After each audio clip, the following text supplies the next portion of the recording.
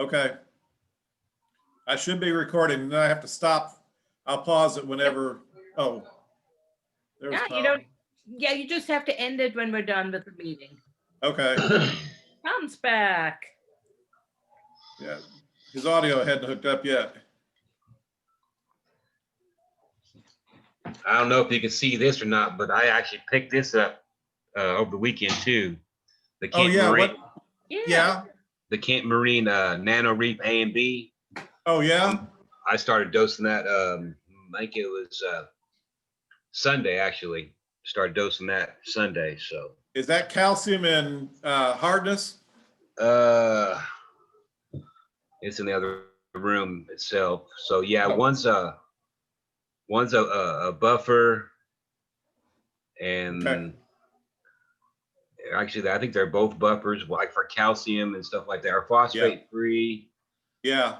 But yeah, I picked those up the other day for. Actually, I went to Petco and looked at them there like $15.99. I looked on the website, it's like $11.99. It's like, all right, I'm already here. I'm gonna buy it on the website. That way I already pick it up. It's cheaper. Yeah. So I'm How you doing, Tom? I'm standing in the store. How's it going? I'm standing in the Good. store buying stuff off the web. So hey, It I can works.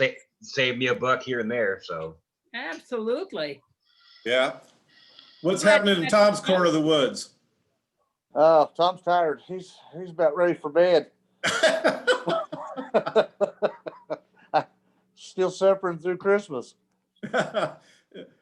Well, we kind of recovered from most of that. We got all the decorations down over the weekend. And then yesterday I had plumbing repairs that had to be done on the house. I had a shower cylinder that was leaking, and I had a kitchen faucet that had just bit the dust. So, and I decided I was too old to be climbing under the kitchen sink, so I hired it out. I normally would have done it myself, but I went and bought the faucet, and I just a young 25-year-old came out here, and he just slithered under like a little skinny snake and got it taken care of. He was in and out in an hour. So Yeah, Awesome. there's a lot to be said for that, isn't there? yeah, there is. Yeah. I told my wife, I said, really, he came highly recommended, and it was pretty reasonable because I didn't have the cylinder for my shower, so he had to supply that too, and those are pretty expensive. So I said, if I'd have had to buy one tool, I'd have been, and it would have taken me hours, and he was here for like 1 hour and 10 minutes. And Awesome. it's just not worth it to me sometimes anymore. It's not. I mean, I'm still crawling under cabinets and doing things, and I'm getting too old for it. Yeah. I really am. But I Yeah. still do it to save $1. Yeah. We had plumbing issues before Christmas, and yeah, my husband looked at the plumbing, and he originally did the plumbing, replaced what was in our basement when we first bought the house 25 years ago, and he's looking at it going, yeah, probably should redo some of it and have less vents in it. So we'll see, but at least it's a basement, so you don't have to call under stuff. Right. Yeah.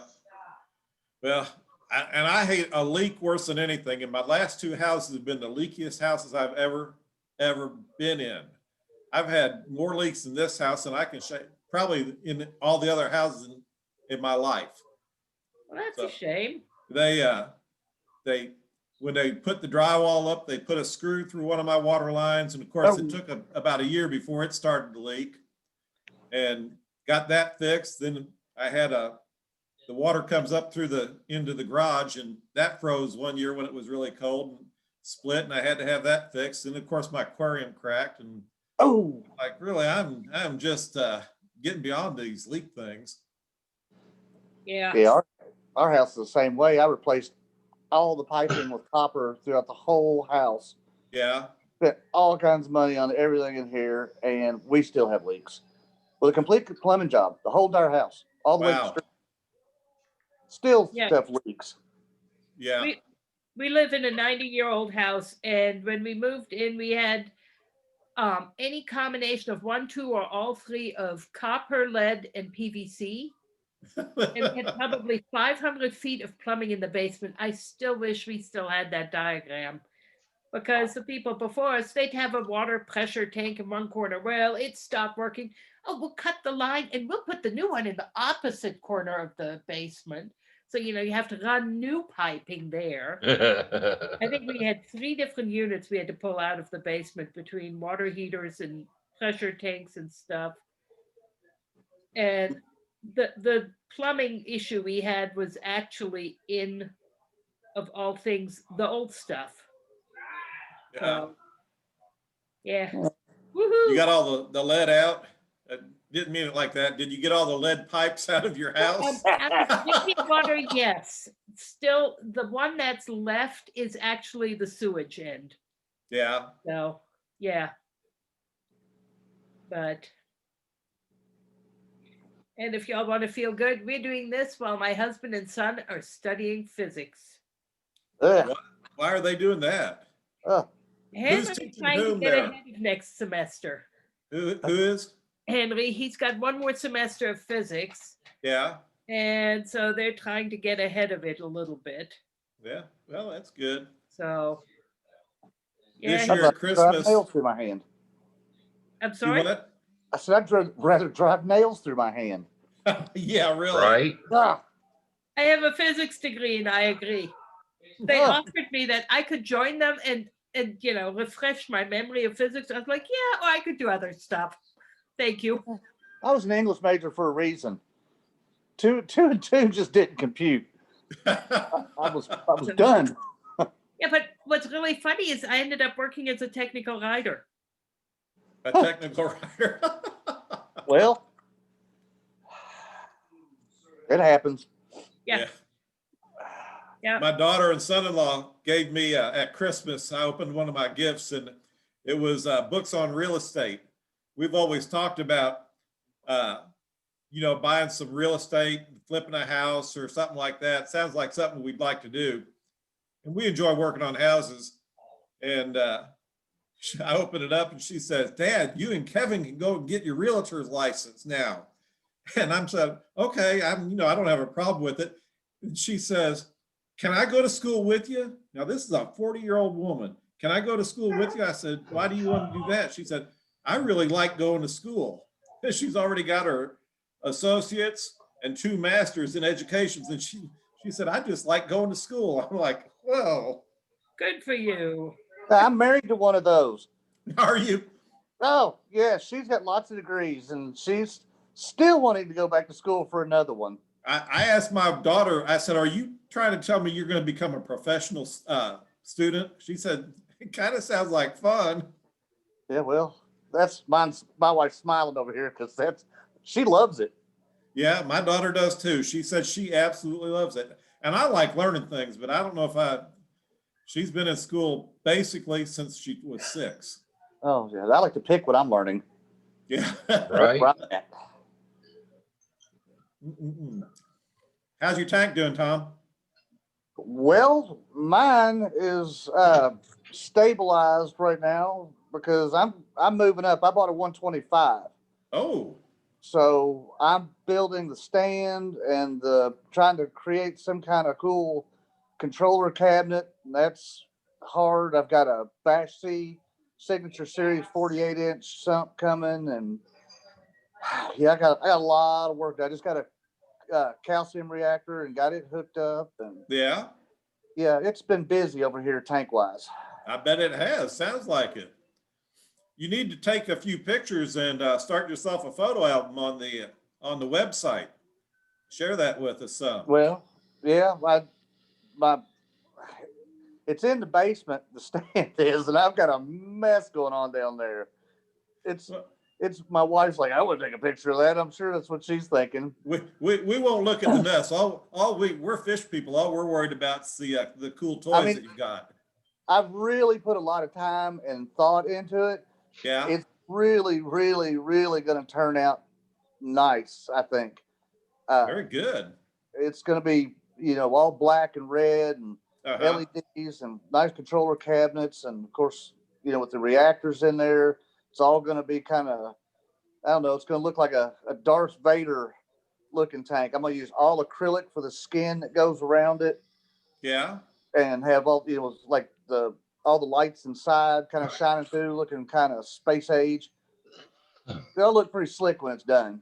That sounds great. Sounds like fun. It's gonna take a lot of work to get it stand where I want it. Yeah. Well, Now, that's have short. you got the tank already set up with water going in it and everything, or? Nope, I'm gonna transfer everything out of the 90. I don't, because it's going right where the 90 is.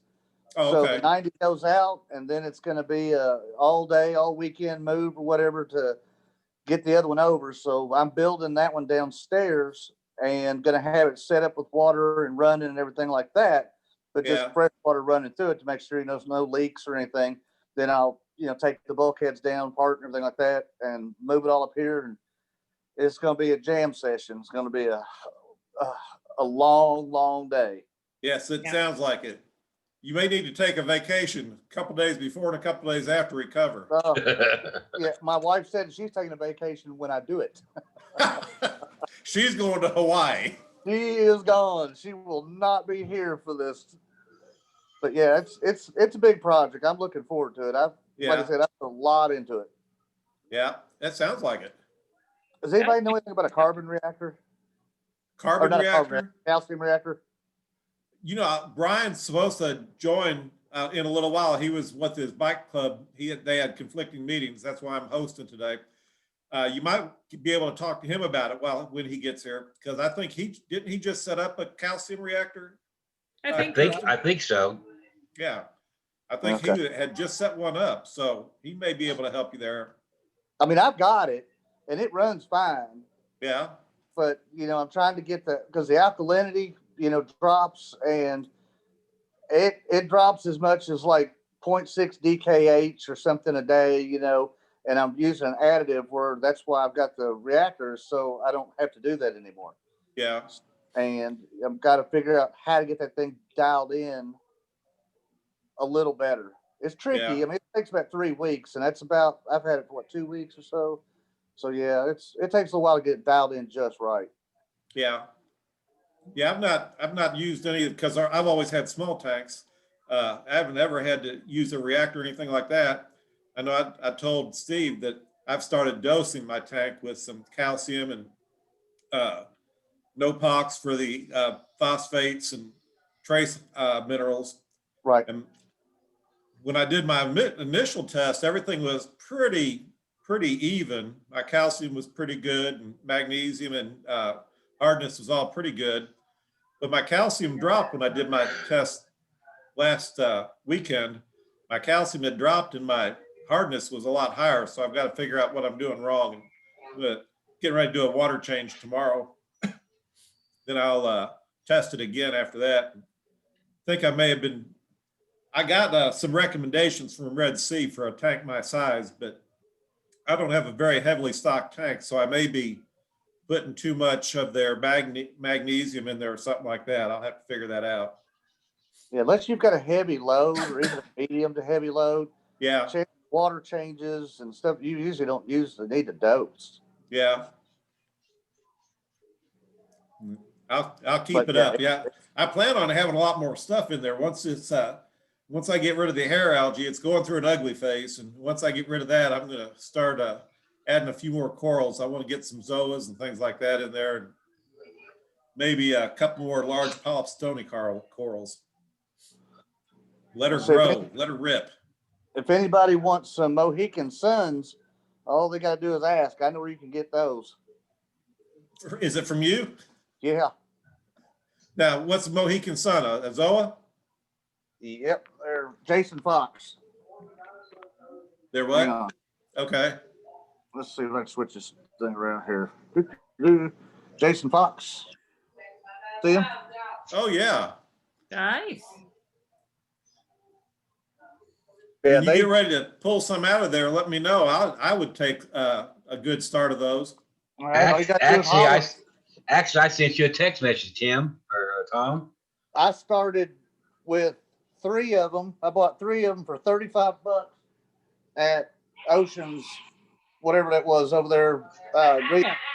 Oh, yeah. And now I've probably got 1,000. Wow. Wow. Yeah, there's probably 1,000 of them now. And we've already given some away and sold some. I mean, Now, they do just they- frozen grows. It's pretty. Yeah. Now, do they drop off and spread naturally, or do they Oh, yeah. just? No, I know last time I had Zoas in my bigger tank, that's what they did. They went everywhere, and I had to kind of. That was when I was dumb. I was pulling them out and just rubbing them off with my hands and stuff like that. Didn't worry about any paleotoxin or anything. won't hurt you. Nah, do that. Rub your eyes. Right. Eat a few of them. No big deal. Yeah. Yeah. Somebody wants, I mean, I'll have them. I just gave away to some guy a big leather mushroom I didn't want, some kind of long tentacle stingy neon mushroom, and some zoas and pallies that I didn't want. I'm trying to get out of the tank. Yeah. So it was all given to me, and I wanted it out. I put it online today for somebody to come get it. I'm afraid that that'll have too much chemical warfare going on in there. There you go. I'm having issues. My Wellesley is dying off, Oh yeah. and my Scolies, yeah, they're looking pretty rough. Everything else, all the SPS is great. The Zoas grow like crazy, Pallies grow crazy, but the Euphilia, or not the Euphilia, but the LPSs are not happy. Oh, those are some of my favorites. Yeah, and I think I'm done with LPS. I think I'm sticking straight SPS. Oh really? And those, yeah, Yeah. I do much better with them. Do you? Oh yeah, oh yeah, way better. My Walt Disney has grown like crazy. All my Monties grow like crazy. Well, I've got my Stags, my Torts, my Pikachu, all the stuff. The Green Goblin all grows like crazy. Wow. that's great. Yeah, I don't have any problems with the SPS. You know, I even have envy. Stylophora, the Disney's up there. You know, the Spongeoids. Yeah. You know, the Digitata. Where's that thing? Over here does great. I've got, well, there's a. Oh heck, I can't see what that dumb thing is back here now. Another kind of SPS, big plate. And there's a lane down there that's done okay, except for those polyps. The Jason Fox is growing on top of it. But yeah, I'll get rid of that leather. Yeah. And there's a green Palizoa down there. Let's see, where's that? Oh yeah, there it is. It's got to go. But yeah, everything else is growing here. I just cannot keep LPS. Look at that. Huh. Isn't that awful? And it was a big, beautiful one. Scolies were real pretty. Even the apple, all of them, and they're just. And then I've got a nosy copper band. A nosy copper band. Yeah, he's in everything. He's a mess. And that's your 90-gallon tank? Yeah, that's the 90. Yeah. Yeah. Wow. Well, it looks great. It Yeah. does. Well, it looks like Frankenstein's monster when you look at all the stuff on the sides and. Well, that's how Yeah. mine is. Yeah. Well, that's why everything's going under the tank soon, and it's gonna be all nice and pretty, and yeah.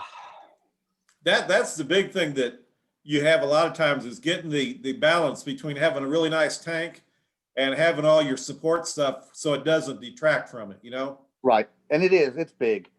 Yeah. That's what I'm trying to do is get it to have all of it so it's nice and neat. And when I want to go and get something and fix it or work on it, I'm not digging through wires. I was trying to get a probe out yesterday. I had my my PAR probe, Apex PAR probe in there, Yeah. and I pulled it out, the little lens, and dropped it back behind the tank and used the module for something else. And then last night I said, I need to get that back out because I want to check the PAR. I had the biggest tangle of wires, and it took me probably an hour to get that out just to put it back in the tank. I mean, an hour Yeah. to get a wire loose. I'm done with it.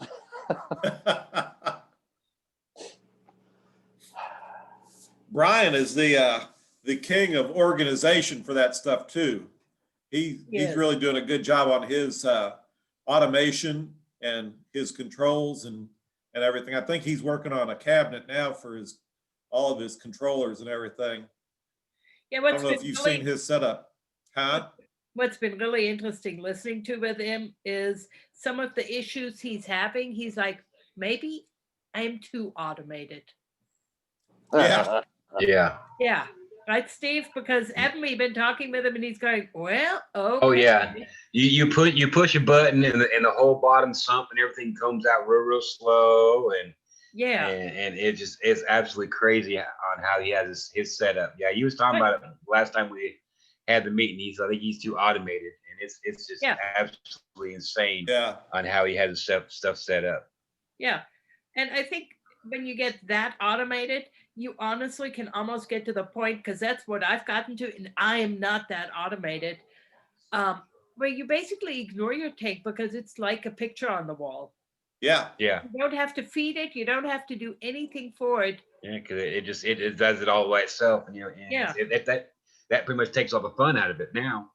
Once you get it that set up that far, I'd Yeah. rather do the water change because I think it does automatic water changes. Yeah, like he 40 does. gallons and stuff, and it just I don't know. It takes all the fun out of it.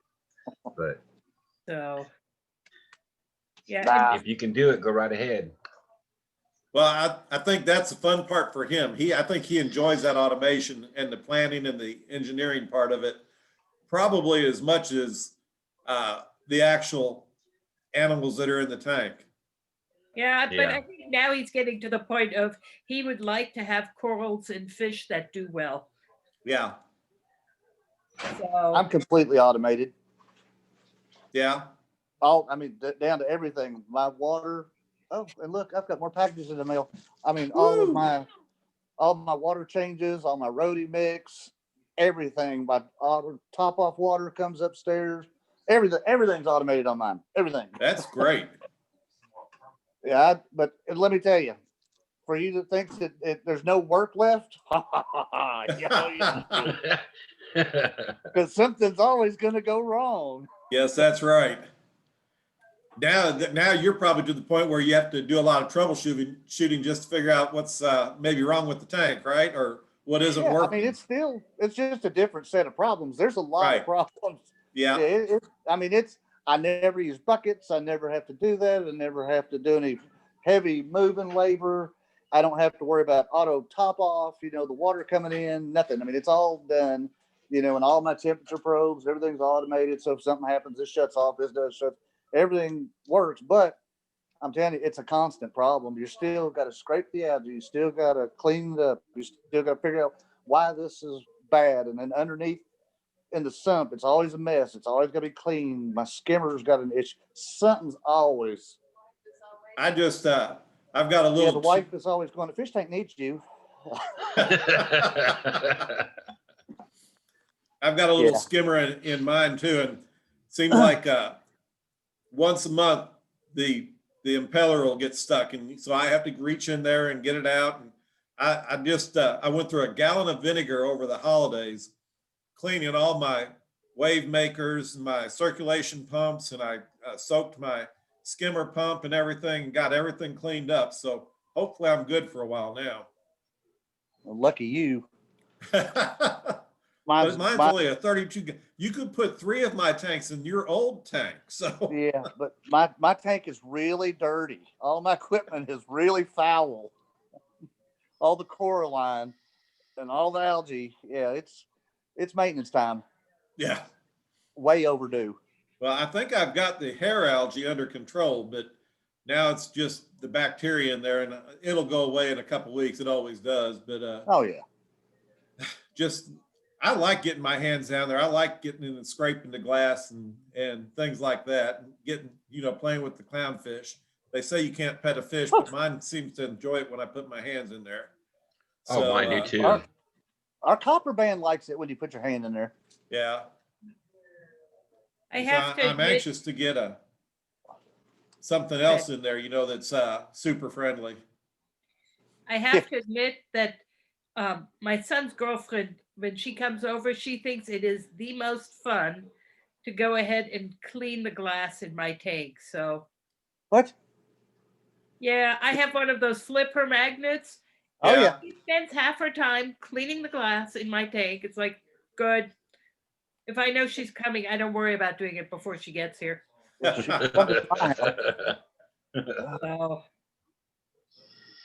Just One make side sure of she my doesn't get a glass is piece about of half inch sand cord, underneath of it and scratch your glass. right? well, on the flipper, it's actually pretty hard to do that. Is it? Yeah. It is. Mine needs new blade. That's probably what I need to get instead of the other. I got the Magna float on mine. It's more like a pad. Yeah. So I've got a couple That's scratches what I from have that. on mine. Yeah. It won't touch the core line. No, that won't touch it. That's right. So what's really funny on my flipper is because I leave it in there all the time. And you Yeah. can always tell what time of the month it is based on how many snails are using it to lay their eggs. Like, really, guys? You have to lay your eggs right in this thing? Yep. Best place. Shit. So They do like that. yeah. And then I have a bunch of the little itty bitty, the what, 1/4 inch size brittle worms.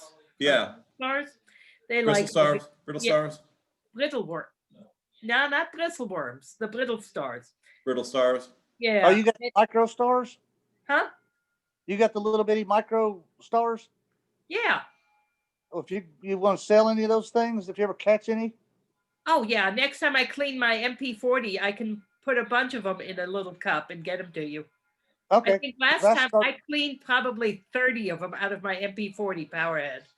Oh wow, yeah, because I've been wanting some. Okay. Yeah, no They're problem good. at all. Yeah, they're good cleaners. So yeah, I have a bazillion. But between them and the Astorina, Yeah, yeah. I've tried my best. I try to keep the estuary out of my tank. I had one time I had a 90-gallon corner tank, and on the right straight wall, I had what looked like an arch in the rocks, and I got oh, what are those shrimp? The Harlequin shrimp, and I Oh put yeah, it on the left corner, and you could see there was a message of, "Oh no, we're gonna get eaten!" And there was a migration, and they all thought that if they would crawl through this tunnel of rocks, they'd get away from the Harlequin. that's funny. It really was hilarious. It's when I discovered that instead of the 150 or 200, I probably had 500 in that tank. So, because Oh they were wow. all, I mean, you couldn't see through the sand for the Astrinas doing their migration. Oh man, that's yeah. Yeah. I'm not an estuary snail fan. They produce a little too much. Well, I periodically, when I do water change, I'll suck off all of them that are on the glass. Okay. Don't feel guilty in the least for it. Nope, I wouldn't. So, because it still leaves enough of them, they'll reproduce. Not a problem there. Oh Yeah. yeah. You'll- So, Yeah, But- can I give you some of these Jason Fox pallies? We'll swap out. You want some? I would say yes, but I'm not doing well with Zoas, and I'm changing tanks around at the moment. You I'm can't do well with Zoe. huh? Zoe's Yeah, I like know. Go figure. you keep I a clean didn't tank. think that was possible, but Bet you these would last. well, tell you what. If you give some to Durward, I'll get some from him. I'm also in the process, but I'm downsizing from a 120 to probably a 40. Oh wow. So yeah, I want to go back. My original tank was a 29 tall. And so I'm going to go back more towards that with just an internal little sump that's literally just enough to hide my heater and a little power head. Okay. Yeah. So Okay. I'll have a 90 real soon for up for grabs. yeah, no, I want to go to a 40. So just 3 feet wide. So Just 3 feet wide. Yeah. yeah. So But yeah, well, it's a third the size volume wise of the 120. Right. So I won't complain. And it'll be nice because it'll sit in the living room next to where I sit instead of behind me in the other room. So I actually probably get to see it more. Yeah, Yeah. that's my big thing was I had to have a tank right here where I sit that I can enjoy it. I Yeah. did not want it in a different room. Yeah. Yeah, that was originally my 92 corner was in the room I'm sitting in now, except it's now become the dining room. We've switched stuff around over the years. And so I would be sitting in another room. I'd never see it except to go, oh yeah, they want food. So Oh, then no. when I got the 120, we put it in the room thinking, well, we'll see it more there, except it's right behind me. So no, I never really see it. Henry does when he sits at his computer. So That's the way my freshwater tank was. That's why I love my aquarium. I've got it in my office here, and I sit at the desk, and it's you can't see it because the computer is facing the wrong way, but I look at it all the time. And one of the last meetings, I found a macroalgae that was growing in my tank. I posted something about that. It subsequently died out when I started trying to get rid of my hair algae, but I just love sitting here watching them swim around and the stuff just kind of sway. Of course, I'm a gardener anyway, so coral's right up my alley. It's just like underwater garden, So It is. It's a garden. it is. It really is. Unfortunately, I've been able to kill most of the garden inadvertently. Well, there's some flowers I can't keep. Yeah. Tom, I'd like to get with you sometime and get some of those zoas and pallies from you. Yeah, that's fine. I mean, I'm off work. I'm home by 3 o'clock every day of the week. So where are you located? Sundays all day, but Saturdays it's let's say Monday through Saturday I work until I get home at 3. So are you in Okay. Lexington or where? Pardon me? Where are you located? I am on the south end of town off of Lansdowne in Lexington, Okay. behind most people Malibu Jacks. Everybody seems to know where that is. Oh yeah. Okay, yeah. I'm over a couple blocks back behind there. See, and Over behind Nicholasville Road. Yes. See, and Okay. I meet with some ladies most Wednesdays from 1 to 3 in Lexington. We're down just outside of Joseph Beth in that area Oh downstairs. yeah, Lexington Green. Yeah. Yeah, so we can easily meet. Yeah, I can hear the music that's played out there on their patio in the summer from my house. That's how Okay. close. Oh yeah. Okay. Yeah. How you doing, Croswell? I'm doing good. How are you guys doing? I'm doing well. I think we all are. Thank you for joining. Good. How's everything going with you? No complaints at all. Well, that's How about with always you guys? encouraging. Hey, it's a Who new would year. listen otherwise? New year, you got to be positive. That's exactly right. I'm positive that we're going to meet again soon. I agree. Just got to get all of us vaccinated, and we'll be at it. That's right. That's right. You tank doing okay? Yeah. I've been researching auto water change units. So Brian inspired me to press a button to do my water change. So we'll see. I Yeah. haven't purchased anything yet, but I have been doing some research. Very good. Tom, we've been talking to Tom. He's upgrading to 120. He's got a very automated tank too.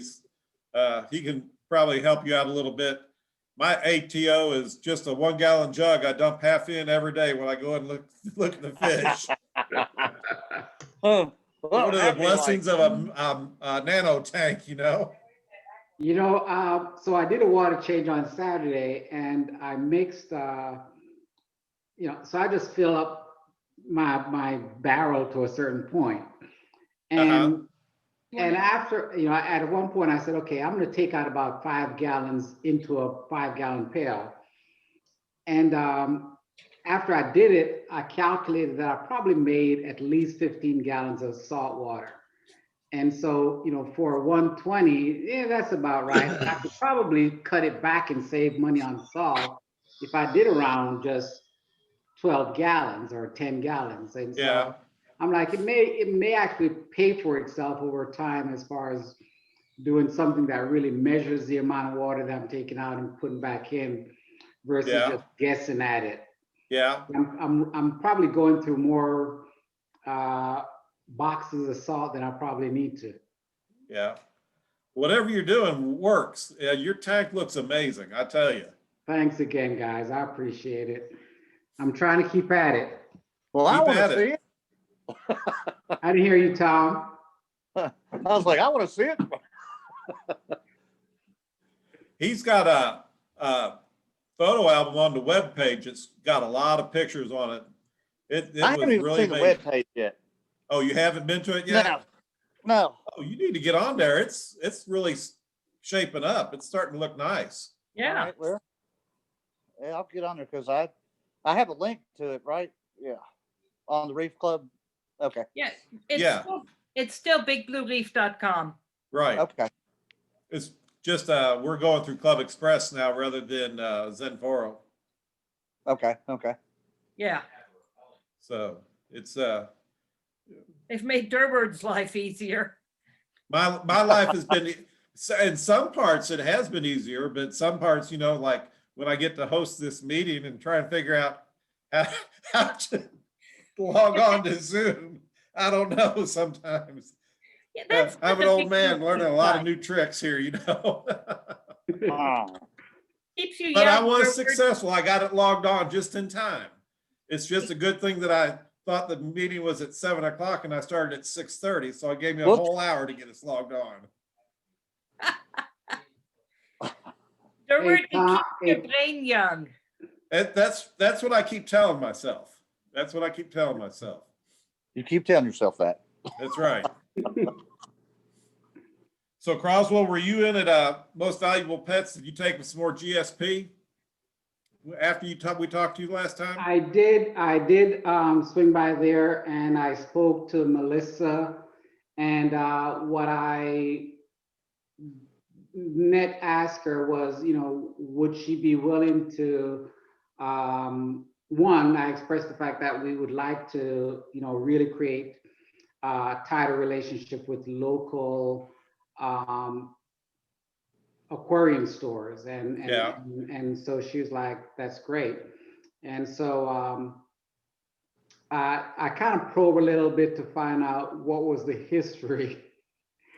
And but before I did that, I kind of shared, that the value add is, and I shared with her the last time I was there, or second last time I was there, and how some of her customers who are in the saltwater area, basically asked me questions about my tank, and I shared with them, and they were all getting into the hobby, so they were all new and novice to the hobby. And so, I said, what we could help you with and be a resource to some of your customers, so you can focus on selling the products, and we can provide a community where they can get guidance and get support, et cetera, et cetera. So she was like, that'd be awesome. And then I said, so, what happened in the past? I mean, why haven't you guys, this is not something that's rocket science. Yeah. And so she did express that to her recollection, as much as she's aware, it was just that there was different methods or different approaches to doing a reef tank, and she and Vince are more old school. They're the traditional approach, and part of it was that the folks who were engaged before weren't as open to accepting that there are different paths that can lead to success. Right. And Yeah. so, I shared with her, I said, I get it. I can see where that, if you have a couple of strong-willed personalities, that's an opportunity for Right. That's And exactly so, right. yeah, and so, you know, what we do have to recognize is that there's a lot of different proven method out there. Folks are not all doing reef tanks the same, using the same methodology.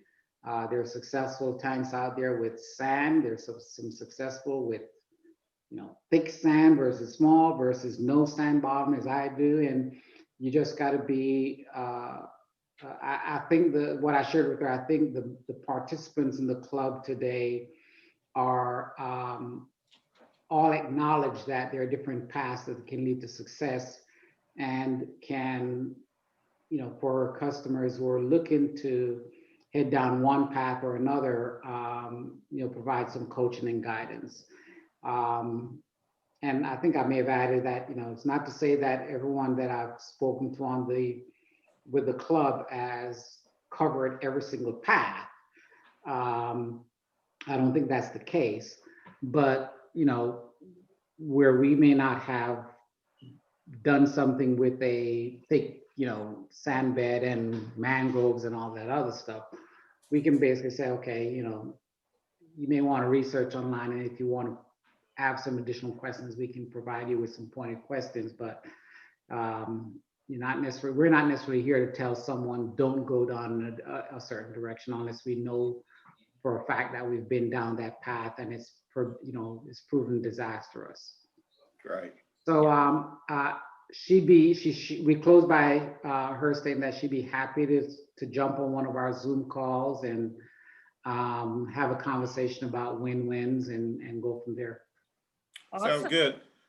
I know, Steve, you said you were in there, what, over the weekend? Yes. Did you happen to mention that you were in the club or anything like that? Yeah, I did. Good. I think I talked to Mercedes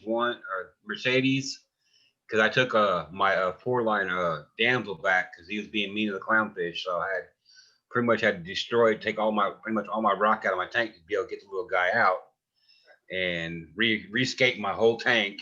So it completely looks completely different now than it did before. But I took him. Took him back up to most valuable pet, and they no problem took him right back. Not a bit of a problem at all. Probably we can, as we progress, if we go in there, we ought to try and introduce ourselves as members of the club so that they know that that we're coming in there with an open mind. And because I haven't been in for a while. I haven't been in any local fish store for a long time, actually, and it's kind of bothered me that I haven't, but I'm going to go in probably up to Discovery and Lawrenceburg and Most Valuable Pets in the next couple of weeks. And I'm just going to introduce myself as I'm shopping around as a member of the club and just kind of be friendly with them and see how they feel about us. And maybe they'll see that there's a lot of mutual benefit to the club and to them. So the next step on my front would be for us to give me a day, or it could be at one of these tank talk meetings. I can offer Melissa either the one for February or the one for March, and see if she can plug us in on our calendar if this is the form that we would like for her to join us. And then the second piece would be, for us to kind of think about what would be the agenda, what's the conversation we want to have with her. So I mentioned, putting up one of our posters.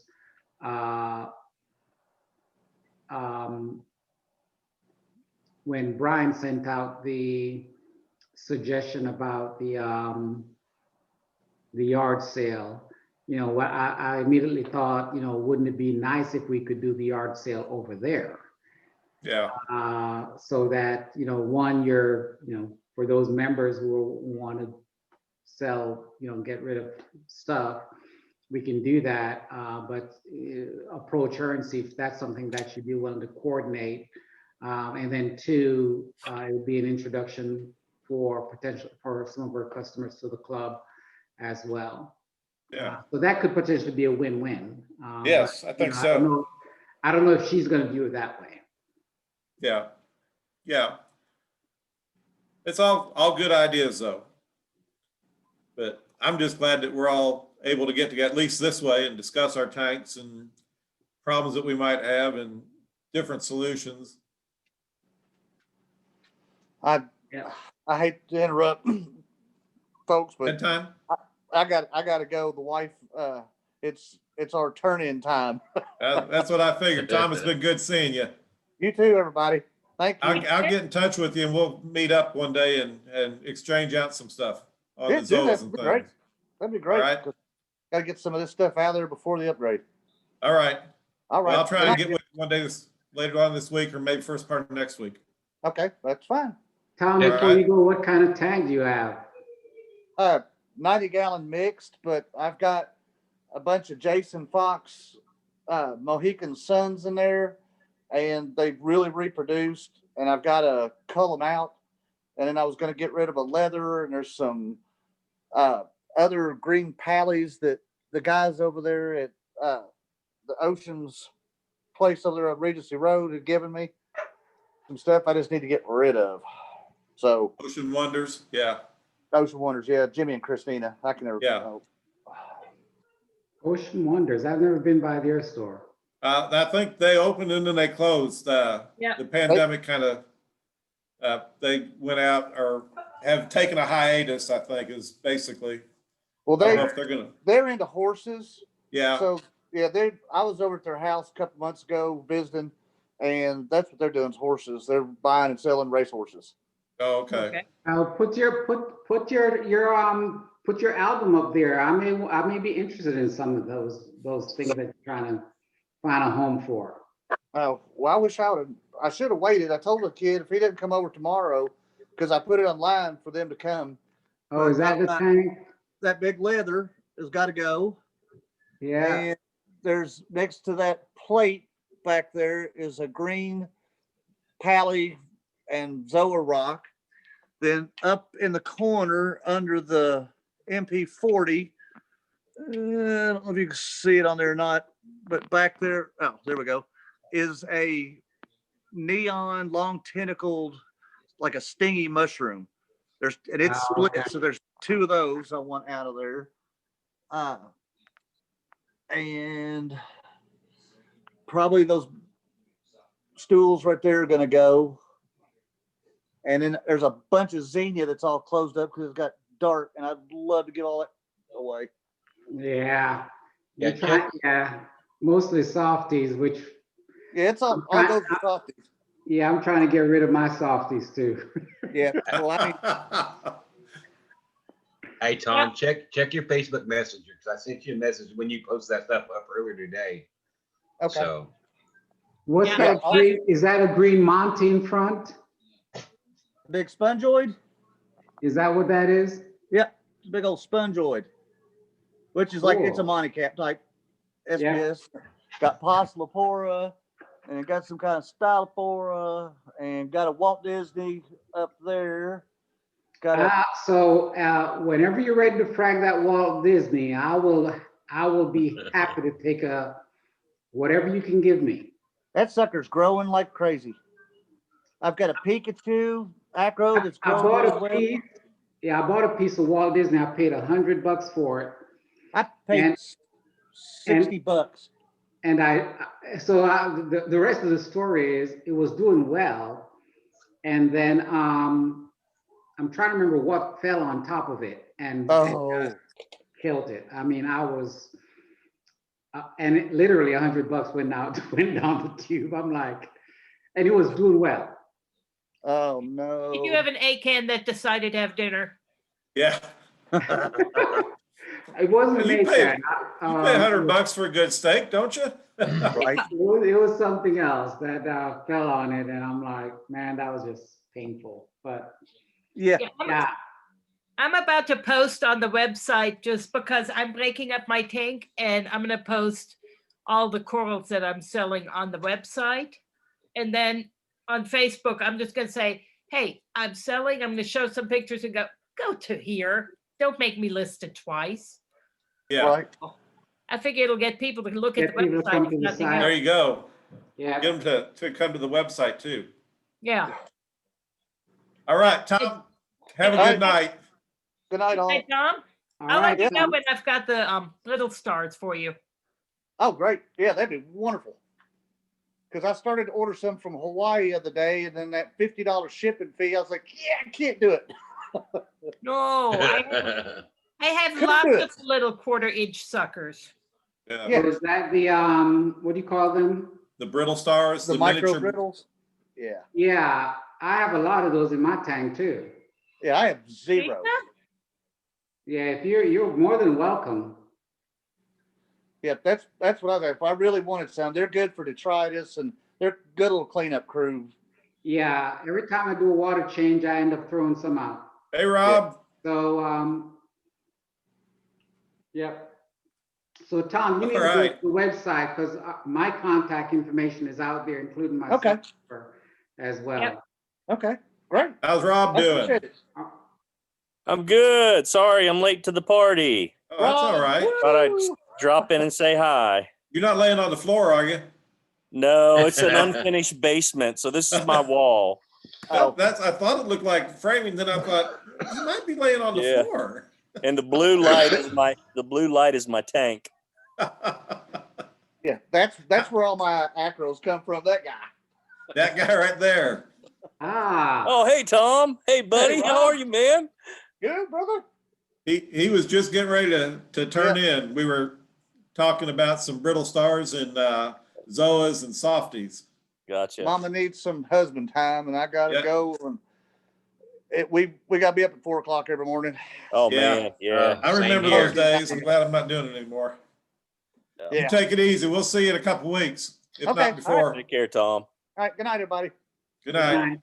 All right. How's Rob doing? Good. Yeah, doing Good. well. Sorry that I'm so late and don't feel like you have to stay on any longer than you were planning on it. Oh, But, Brian hasn't been here yet, so that's Yeah. okay. Okay. He But had a yeah, doing bicycle. well. Everything's good. Had family move into the house right Oh. before Christmas, so Oh, you I've got know? my granddaughter running around here, so that's been a lot of fun. Oh, that's great. Yeah. Is it short term, long term, or who knows? Kind of maybe a couple years, but they're going to be in and out a lot. Yeah. My son-in-law works for Chick-fil-A, and Uh-huh. he just got into their leadership development program. So Yeah. he's going to be traveling all over the country the next 2.5 years, but they're making our house their base. Uh-huh. And my daughter seems to think that her and my granddaughter, who is 2 years old, are going to travel with him everywhere. I'm curious to Oh, see how God, that's all no. going to work. That ain't gonna work. What is your son-in-law's name? Son-in-law, Chris is Yes. his name. Yeah. What is Chris. his name? Chris Lynch is his name. Lynch. I have a friend that I worked with, and his son works for Chick-fil-A. Okay. But I don't think his name is, I think his name's Chad Yeah. for some reason. Chris is from Missouri originally, Okay. and they were living in Missouri, but they Uh-huh. decided to make Lexington, our house, their base while this base program. Uh-huh. So, Well- so they mooch off of us and then go have fun. Yeah. Speaking from experience, You my can't- daughter you- sold, my I'm daughter and just- wait a son-in-law minute, sold their Doug. house many years ago. And it had been for sale, and they'd taken it off the market, and we had put ours on the market, and then they sold theirs for cash, and they had to be out in 10 days. Had no place to go, and fortunately, we had a pretty big house, so we gave them the upstairs bedroom and big living room and everything upstairs, and we stayed on the first floor. And they moved in with our 2.5-year-old grandson and stayed with us 6 months while they were building a house. And I still think of that as probably one of the best 6 months of my life, because it was all through the summer, spring and summer and fall. And he would get out there, I'd be cutting grass on the tractor or the big lawnmower, and he'd be on his little John Deere battery operated tractor, and it was just wonderful. And I still remember and think that so fondly, and have such great memories of that. So it was wonderful. So congratulations and enjoy that time. We will. Yeah, absolutely. As long as I can keep her hands out of my fish tank, I'll be happy. Yep. I always hoped that my grandkids would love my fish tank, but they just are not quite. For a while they liked it, but they're not as into it. So But that's all right. I still have fond memories of it, and there's still hope. As long as I have breath in my body and an aquarium here, there's always hope that they may come around, right? That's right. That's right. Yep. Yeah, my granddaughter looks at mine too, so Yeah. she comes up and looks at it like this. So Yeah, my daughter actually for Christmas had just got me a. You guys seen these flippers that you put on Yeah. the outside of your tank? It's really cool because it magnifies your coral. So Oh, yeah. there's a magnet that goes on the inside of your tank. This sits on the outside of your tank, and then it magnifies the coral or the fish. You Yeah. can even then use your camera to Take put a up against picture. that and magnifies it even more. Wow. Well, Really cool. Called a What is it? Oh, made The by Flipper. Yeah. made by Flipper. And where'd she get it? Marine Depot or someplace like that? I actually or- think she ordered off of Amazon. Oh, yeah. Yeah. Huh. Yeah, it's a neat little deal. I just messed with it a little bit this evening. It's really cool. Yeah. Amazon, you can get anything on Amazon, can't Oh you? yeah. Of course, Flipper makes that glass cleaner Glass too. cleaner. That Yeah. yeah, I have that's one of that's a good those. one. I like that one. Yeah. Kirsten Yeah, was I just have talking that. about that. I think I'm going to have to look at that too. Yeah. This is great for it because you get to exchange a lot of ideas and show what works and what doesn't work and everything like that. So, everything else good in your tank? Yeah, Any tank's new doing well. additions or? I've gone a little crazy with the sticks, so I've got a lot of frags sitting in my system right now. I'm letting them bake this winter, Yeah. and got some millipora. I've not had real good luck with LEDs in millipora.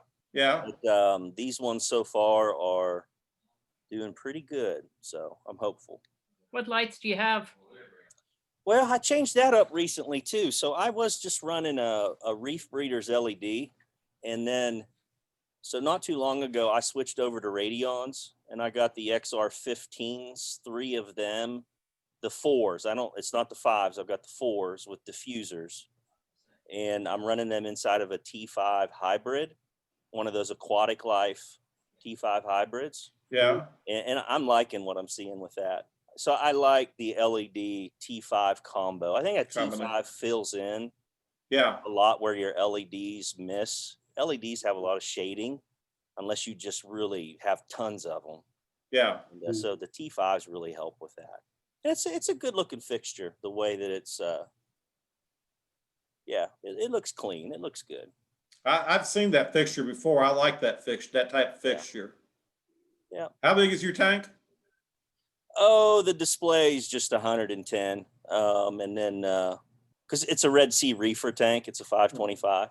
Yeah. So and then so that's a 5-foot long tank and about 22, 23 inches deep, and I think about 24 high. Yeah. So Oh, Sounds nice. I watched a recording of one of the last sessions, and Croswell was on there talking about his tank. Sound like you had a pretty big setup. Did I understand that right? No, I have a 120. A 120. Okay. Yeah. I was thinking it was a couple hundred gallons, but that's still good size. No, I kind of teed up getting a larger tank, and so far I've been shut down. So probably won't be going anything bigger than a 120. Okay. And that sounds huge to me because I just run the nano tank. So. Steve, what size is your tank? I got a 29 or 32 BioCube. Okay. Yeah. Yeah. Steve and I are the nano members of the club. You know, Yeah. we're the ones with tank envy. Well, I almost feel like it's harder to keep a nano tank than it is a little bigger tank because water chemistry can change in such a hurry. Yeah. I have no problem with mine at all. I actually did like a 4-gallon water change Sunday, and that's the first water change I did to it since I started in October, and I don't have a bit of problem out of it all. But I've got a 55-gallon saltwater or a 55-gallon tank in storage. I've got a 32-gallon tall in storage. I've got a 32-gallon BioCube from Oceanic in the garage. I got a 14-gallon oceanic in the garage too. So I got a few tanks, but only got the 32 BioCube, the Coral Life BioCube running right now. So Okay. Yeah. I plan on getting the 14 up and running, and maybe the 32 oceanic running too. So Yeah. But I do have a wide range. Yes, you Yeah. do. I was looking at getting rid of the 120 completely, and then I was over at the office where Earl is setting up his 40, and it's like, that's just slightly bigger than the 29 I started with. Yeah. It's really nice and simple. That's the part I really liked. So I'm Mhm. thinking maybe I'll wean myself slowly off having, because I've had aquariums mostly on since I was in the 5th grade. Just a few years I didn't have any. I mean, I don't remember what size, maybe a 30-gallon hex tank when I lived in an apartment while I was in college. And we actually were walking down in Alabama along the stream that was drying out, and it would have these little holes. And so we basically grabbed these little bitty catfish that grew to be this size catfish. And I learned how to fiddle for worms, truly. And the catfish loved it because they would chow down fiddle worms. I mean, big, foot long, basically worms that you fiddled for. If you're not familiar with it, you get a really dull saw and you find little saplings that are like 1.5 or 2 inches in diameter, and you rub the blade, the dull blade, along the edge of the sapling, and it vibrates the ground enough, and the worms go, ah, and they all come up. So you go fiddling for worms, fiddle worms. Well, I've actually seen that being done before, and I've it's done wild. Really? which is absolutely wild. But we would feed these catfish, and they would inhale a catfish. So then you have, or a fiddleworm. So then you would have these catfish that at this point were like 5, 6 inches long, and they would basically do 3-point landings almost because they had this huge gut from the fiddleworm and their tail fins and maybe one of the 2 side fins to balance on. And then I got rid of that tank. We had a Plecostomus in a 5-gallon, or maybe it was a 10-gallon, that I swear the 10-gallon got down to having, because we had no pumps on it, had probably 3 inches of water in it. The Plecostomus was fine. It was algae overgrown, nothing flowing, nothing moving, no heater. He was fine.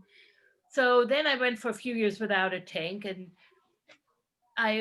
when my husband went to Alaska, I converted my freshwater to a saltwater tank, and it was a 29 tall. So I'm thinking I'll go to the 40 breeder. And to tell Earl's story for him, he had set up the 40 breeder, did the acrylic fixture in the back so he could have a little mini sump built in on the back of it. And he put water in that sump area to see how the ceiling with the silicone went. He went, well, it was supposed to be 100% silicone, but it wasn't. So then he got to clean it all out and re-silicone it in. He was unamused. So, but he's getting a bunch of the fish out of my tank. That's why we move the Christmas tree either tomorrow or Thursday. So then this weekend I'll be actually ready to, okay, folks, if you want to buy corals, that's great, because in order to catch the fish, I have to move rocks. So if anybody needs Yeah. rocks, I have lots of them. Most of them not very big. So, but I'll be selling corals. So That was good. yeah, so that's what's going on here. So I actually did not get anything fish related for Christmas. I got knitting stuff instead. Knitting a new sweater. So You got to get fish stuff I- for Christmas. What's Christmas Yeah. if you're not getting something for your tank? I don't know. I may Yeah, be glad to use some of all the different food stuff I have though, and make frozen food for my guys, because I'm too cheap to go find a store and buy LFS. Or yeah. So I'm about to make some seafood for my guys to eat. You know my, that. my gift to myself was I think on the last call I mentioned that I was getting a Core 10. Yeah. So that was my gift to myself. And then I was so pleased with the Core 10. I went out and I saw they had some Seashade Forgot what model, but it was similar to the Core 10 on sale. So I got one of those as well to pump, well, basically to replace my electric motor for pump for the for my skimmer. So that's still in the basement waiting to be plumbed up. But I'm pleased with the Core 10, the Core 20. It's a neat Awesome. pump. I have to admit, I did own an Apex for probably 4 months, bought it used. Then I finally decided, well, I own it. Let me go see if I can figure out how to program it. And that lasted about an afternoon. And then I decided, I don't have to be that automated. So I sold the Apex very quickly, amazingly enough. Mm. So I haven't tried programming. Everything I've done is just the simple things as far as, what comes with the normal setup feature. But yeah, this was it does have all the capability to go in and do your own coding or programming. well, I had to reset it. That took some Okay. doing. Yeah, that at that point I went, the heck with this. Sorry. Brian's the local He is. program controller guy. Boy, he guys is, isn't know he? that. You've seen his tank and his setup. Oh, yeah. But yeah. I'm Yes. looking, I'm kind of like Croswell. I like to keep it simple, and I don't do a whole lot of controller stuff. I almost feel like that's a failure point. If you've plugged everything into the same controller board, then if that thing messes up, then you lost all. Right. But I have been thinking, I would like to find a good a monitoring system. And the Mhm. companies aren't doing that real well right now. They're all about putting controllability with monitoring. Right. If like Apex would just put together a good monitoring system that could handle pH and temperature and salinity and tell me what's going on, Right. not control it, just tell me what's going on. I think I might be in on that, but they haven't really bought into that, any of them, real well. They tried that. What was that? Mindstream came out, and then it kind of fizzled. Yeah. And then I've seen a new one floating on social media. I can't even remember the name of it, but it uses that same little disc that Sinai or however you say Yeah. now And I uses. Sinai. Yeah. so But I'm Digital not. Aquatics had one, and they went out of business. And so I had a Digital Aquatics monitor that I use for monitoring calcium, pH, and salinity, and I think maybe alkalinity. And actually, I still have it. And it actually started, I couldn't find probes for it. So, when the salinity or pH probe died, then trying to find a probe for it, you had to go to eBay, and then you had to, you question the quality of the product you're getting. And so it was at that point that I went ahead and dropped the bucks to get the Apex, because that was the only thing that was out there, unless you wanted to do the Milwaukee or American, forgot the name of it, the individual ones. yeah. So yeah, I agree with Rob. It'd be nice to have something that just basically provide you the readout to say, okay, here are all the key measurements. It's not going to automatically adjust like the Apex, whatever that one that looks like a pyramid looks like does, but something at a more affordable cost point that just basically fits that niche. And Digital Aquatics did, but yeah, unfortunately they're no longer around. I'll be right back, guys. Continue on. Go ahead, Kirsten, I didn't hear you. Wasn't there like a ReefLink or something like that before Apex or concurrently with Apex? I don't know, honestly. Yeah, I want to say that Digital Aquatics, I think you're referring to, didn't they call one of their products was the Reef Keeper? Maybe? Yep. Yep, that was it. Yeah. Yep. That's exactly, yep. Same thing, little black thing that's no more than 2.5 inches by 4 inches, and Very simple LED. You know, you had to push or scroll down to see your different measurements. Yeah, I actually still have it on the tank because I use it for a.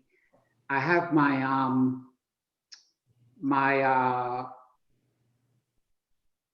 I'm drawing a total blank tonight. That's that glass of wine or two that I had earlier. My wave maker pumps are actually still controlled by it. So I didn't have enough outlets to do both, everything on the Apex. So I kept it around and just use it for controlling the wave maker pumps, and I think I may have kept the salinity probe on it as well. Yeah. Cool. Yeah, I would be interested in particular, and for my situation, an alkalinity monitor. But by the time you get into the Trident with Apex, you got to have a newer Apex to control the Trident, or what's the other competitor to that right now? ReefBot is another competitor, and then GHL. They have their alkalinity monitoring. But wow, to get what you need just to monitor the alk, Right. you're $1,000 in equipment. So Yeah. it's crazy. But I have no alkalinity. For me is a real important parameter. I really pay attention to that. And it was kind of crazy. Probably about 2 months ago, I was checking my salinity and it just didn't feel right. It didn't. So my HANA checker was reading 2.6, but my tank just wasn't showing. There was just something off. And so I calibrated my HANA checker and it was off almost 3 points. So when it was telling me it was 2.6, it was really 2.9. And I ended up looking at it through a refractometer too, 2 of them, as a matter of fact, that I had. And so I slowly started dropping back my salinity to that. I wanted it 2.6 is where I want mine. And but what I didn't think about was the added alkalinity in a higher salinity. Mm-hmm. And so when I pulled my salinity back, it dropped my alk. Right. And if I would have had something that was monitoring that daily, I would have felt a whole lot better about it. I had a couple small corals that RTN'd on me. But otherwise, you know, I did real well with it. But still, if you had the monitoring, I could have seen that rather than letting that happen. So I would agree, because right now, I mean, this past week I went down and I measured. So I have both the Red Sea and the HANA test kits, and historically I've used the Red Sea, and you know, thought I would try the HANA because it had a lot of positive reviews. But I can never get both of them to give me the same reading. It is the most frustrating thing, because now I don't know which to trust. So yeah, I mean, so I went and I measured calcium. So I will measure calcium and alkalinity pretty much twice a week. And I think I've used up at least half of the HANA calcium test kits, just trying to validate or compare against what I'm getting with Red Sea. And they're consistently, I'll get 320 with the Red Sea, and over here I'll have 380, 400 on the HANA. And I'm like, okay, is it that I'm doing something wrong, or it's just frustrating? So lately I've just been looking at the tank and like, okay, everything looks okay, I'm good to go. Or I'll go back. So this past weekend, I tested the calcium, because I don't have a reactor on mine. I just use caulk and 2 parts. So I tested the calcium. It was 340 with the Red Sea. It was like 380, 400 with the HANA. And I said, you know what? I want to be at around 420. So I just went ahead and dosed it some calcium. But it's you know, because it's going to be okay, that range. Yeah. But it would be really good for me to, if we had some type of monitor that allows you to just something you trust, you calibrate, you trust, you put on, and then daily it's giving you an accurate readout. So I don't have to keep guessing between these two different or any test kits. Yeah. I just switched to the Red Sea test kits. I just got them right before Christmas, and I've only used it twice.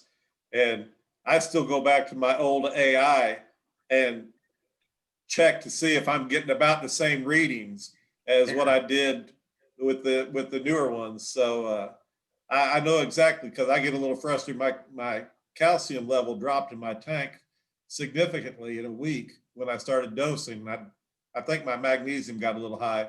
But anyway, I pulled out the old trusty AI and checked it too, and it showed it both the same, that it dropped. So I need to watch what I'm doing and work on this dosing a little bit more. But we'll get it all under control. But I know testing's can be a frustrating thing. I think we just need to put Brian on this. He needs something to work on, doesn't he? Yeah, he could build a monitoring system, couldn't he?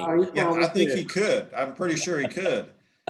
And maybe we'll let him tell you. But he was working on something for his tank and was sharing with a couple of us, and he'll probably share it with us at the next meeting or whatever. So I think that's the next task we need to put him on.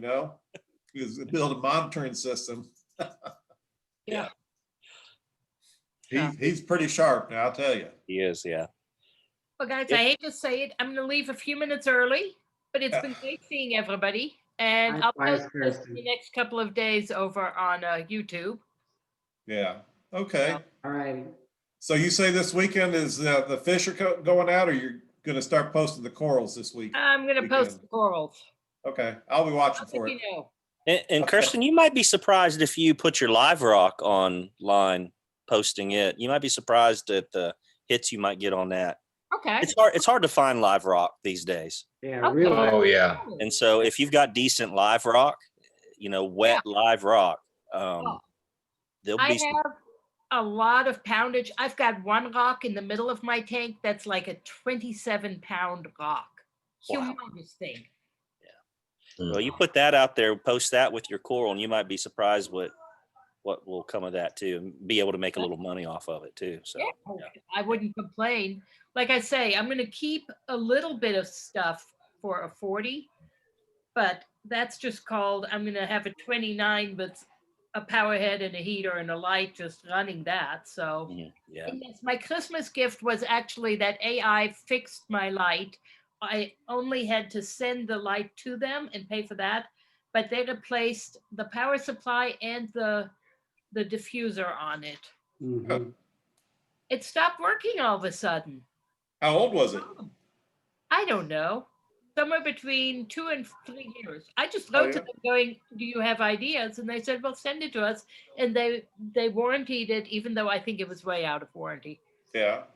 I have amazingly good luck calling people and going, your hardware is doing this. What can I do to fix it? And they're like, oh, send it to us. We'll take care of you. MaxSpec will do the same thing as well, except they won't. Every 3 years, pretty much, I have to send my MaxSpec razor in, and they basically do an overall, change out all the fans and everything, $150, and send it back to me. And in the meantime, I have so I have a similar setup where I have the aquatic LEDs, and I have the aquatic T5s, and then I have the MaxSpec in the middle. And so I have another aquatic 2-bulb T5s that I'll put, so I go to 6 bulbs while the MaxSpec gets repaired and sent back to me. And it's still cheaper than buying a new one. It is still a lot cheaper, and they basically refurbish it to pretty much brand new status So, well, guys, have a lovely evening. See y'all in a couple of weeks. All right. See ya. Bye. See ya. I'm going to have to get off here too shortly, but I'm glad to see that you all joined in with us. This has been very enjoyable for me. I had a few struggles since I'm hosting this week. I'm not really too good with the Zoom and that. I think I logged on about 5 times before I figured out what I was doing right so I could let everybody else log in. People that tried to log in said there was already a meeting in progress and it was just me. But Kirsten sent me about a 5-inch text, on how to do it because she knows that I'm struggling with it a little bit, but we got through it. So it's all around, it's been a good learning experience for me. So I'm gonna text Brian because he texted me or emailed me saying, hey, we got a meeting this evening. So I'm gonna say, where are you? Did he text you through No, the club or was it? he emailed me Oh yeah. to remind me, and I told him I Yeah. could jump on about 8 o'clock. Yeah, the club sends out, I think the web page automatically sends out reminders too. Yeah, I got one Believe. myself from Brian, Yeah. or from the thing itself. So yeah. He texted Yeah. me back, he said his meeting just ended. Oh, it did. Yeah, I'm gonna have to get off here myself, walk can- my dogs, and I'm going to bed because that 4 o'clock comes off early in the morning. So Yeah, you're one of those 4 o'clock risers too, aren't you? yeah, I am 4 o'clock riser, unfortunately. But Well, I feel for you. Thanks for joining, Steve. We enjoyed all right, it. man. I'll talk to you guys later. You have a All good right, night. take it easy. All right. Oh, mercy. I am glad to Before see you drop Rob. off, what you can do, you can make either Rob or myself the host. Because if you drop off now, then it's going to actually end the meeting. Okay. So if you click on participants, which is right down at the bottom, you see where it says 3. Yes. And you should be able, it's going to bring up a list, all 3 of us, and you should be able to Yes. click on one of us and say, make the host. Okay. Go over to more. No. Oh, Brian's wanting to come in. Okay, so you can add him. You're still going to have to assign him as the host. Okay. Hold on for that. I'll say hi to him. It's not critical that I get off. I'm one of those retired people. I don't have to get off that quick. I So thought he was Croswell, what wanting in. kind of coral do you like to keep? Or do you keep coral? So I'll show you my tank if you'd Okay. like to see it. Let me see if I can show it. I have a mixed tank. Okay. Hey, Brian. Hey, Brian.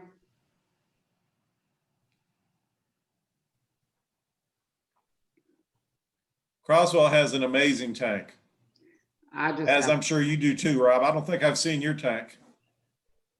It's okay. Hey, That's Brian, exactly- how's it going, buddy? that's exactly what I say about mine. It's just a tank.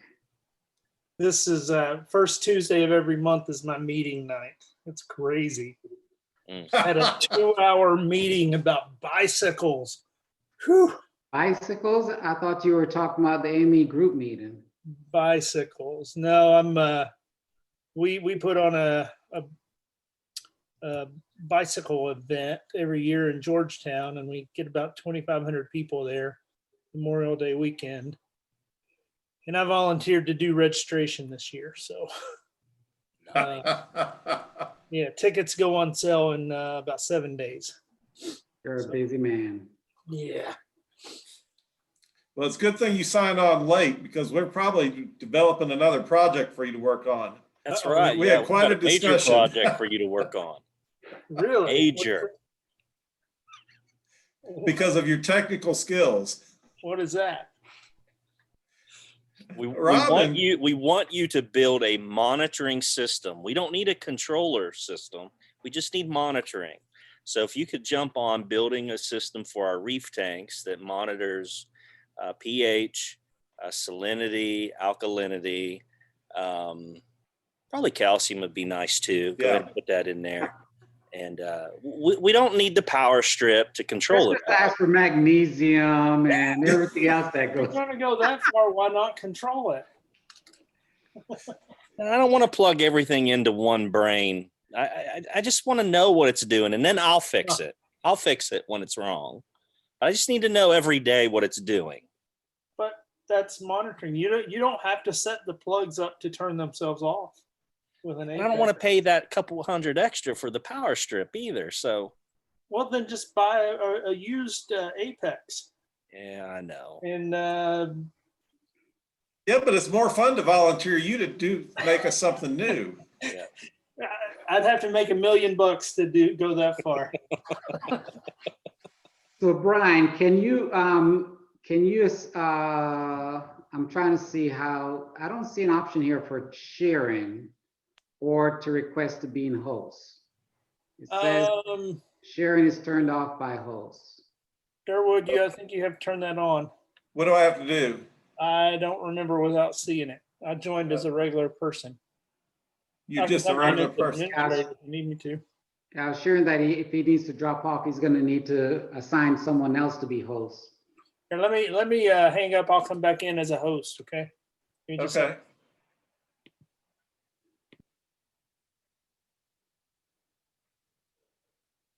So I have a 120 mix. It was a salty, well, I guess I technically it's been a mix for a while, but when I say mix, I had some blue coral in there that I couldn't kill, and some red Monipore that just loved the tank or the environment in the tank and just thrive in the tank.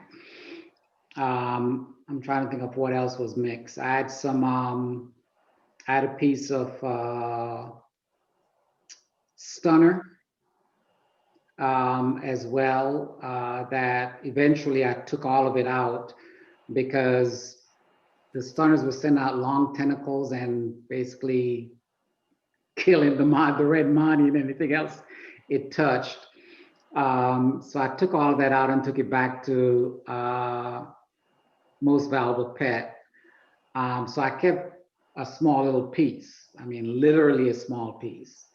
And it is surprisingly, and I didn't keep it with the intention of trying to get it to survive. It was just to see what it would do. But it actually survived in the tank. So it's about 2x4 now as far as size, maybe a little larger. And then historically in the middle of the tank, I had a yellow scroll that actually got about 15 feet diameter, that I eventually took out and took a saw to it and took it, back to Most Valuable Pet as well, just to get rid of, because it was just too big. And after I took those pieces out, then I went and got some acros and some frags over the years. And so about 2 years ago, I started putting different pieces of frags in. And once I can show you, I can show you what it looks like now. But it's I'd say 2.5 years in the making as a true mixed reef with still some LPSs, but more and more SPSs.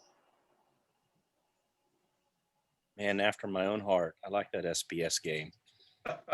Love that SPS. And thankfully, back to our conversation around measuring the key,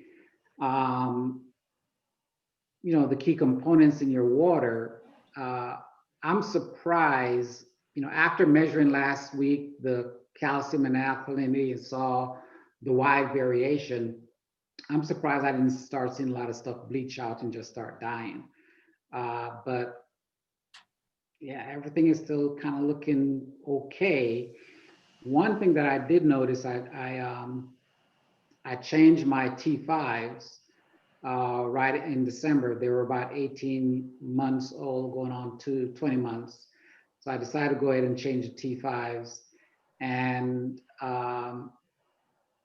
it seemed like the color is not there anymore with especially I have a purple bonsai in the tank, and it just seems pale.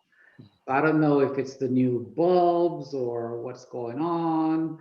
I did borrow the PAR meter from the club, and the PAR is actually better than what it was before I changed the bulbs. So it's not that they're not getting enough light in. I don't know if it's maybe too much light, but it's not. There's nowhere there was a hot spot above like 300 PARs. Everything on average was around 250 and less. So I don't know. That's about the only thing that I saw that is a little concerning. And that was before I started measuring the calcium alkalinity. Yeah, and if you've had some swings, you know, in your chemistry, that certainly can cause your coral to color a little differently. Okay. For me, when I see a lot of pale, I start thinking about my nutrients, that maybe my nutrients have gone too low. And Yep. so that's something I sometimes think about. I'm not good about measuring it, but I pay more. I feed a little heavier to kind of And that's combat when that. that's a good point, Rob, because I don't. I will put in a small little cube. I don't have a lot of fish in the tank. I think fish-wise, 3 pajama cardinals, clown tang, yellow tang, an angel, pygmy angel. So that's 6, 3 clowns, 9. Yeah, that's it. So I'm less than 10 fish in the tank. So I tend to only feed the tank what they will eat and nothing more. Yeah. You know, I'll put a piece of romaine in for the tanks, you know, in the morning, and you know, I don't give them another piece at night. So I haven't been I don't think that qualifies for overfeeding. No, it doesn't sound That's like. just, that's just being. Yeah. So I mean, I've just noticed that with SPS. Sometimes when they pale out, it just means they're kind of starving for a little bit of extra nutrient. Sometimes that's not always the case. That's just one possibility. So I'll double up on my feeding then. So I feed frozen every day. I'm just kind of a fan of that because it doesn't have phosphates in it, like your pellets and your flakes. Probably not now. When I get ready to go on vacation, I'll do a little bit of a switch there to get them ready. But otherwise, I feed frozen. And so the frozen I use has coral food in it too. I use LRS, Reef Frenzy is what it called, MVP. okay, yep, I've seen that. Yeah, Reef Frenzy, it's a good thing. So it's got coral food in it. So when you're feeding the fish, you're feeding the coral too. Yep. So typically I do that once a day. But if I feel like my corals are losing their color, then I might double up, maybe feed it. So I'll come home from the office at lunchtime and I'll drop some frozen in then, and then I'll do it again at night. And it seems to perk them up. You know, it used to be with especially with SPS, it used to be everybody wanted ultra low nutrient systems, ULNS. Right. And that's not the theory anymore. The And theory- I discovered that early on because they were a lot paler before, and I stopped using phosphate remover. I just basically took it all out, and instead of using phosphate, I just put another, you know, cup of carbon in it. So the only thing that I'm running, you know, besides the Cato and the protein skimmer is, you know, running water through carbon. So I don't even check for phosphate anymore. Yeah, I've got the same setup. Cato and skimmer and carbon, just a bag of carbon. Can you see my screen? Yeah. Yes, I see it. So this is the tank. Can you see that? I actually Yeah. started looking into carbon last night because I've not been using it yet. And what's y'all's take on carbon versus the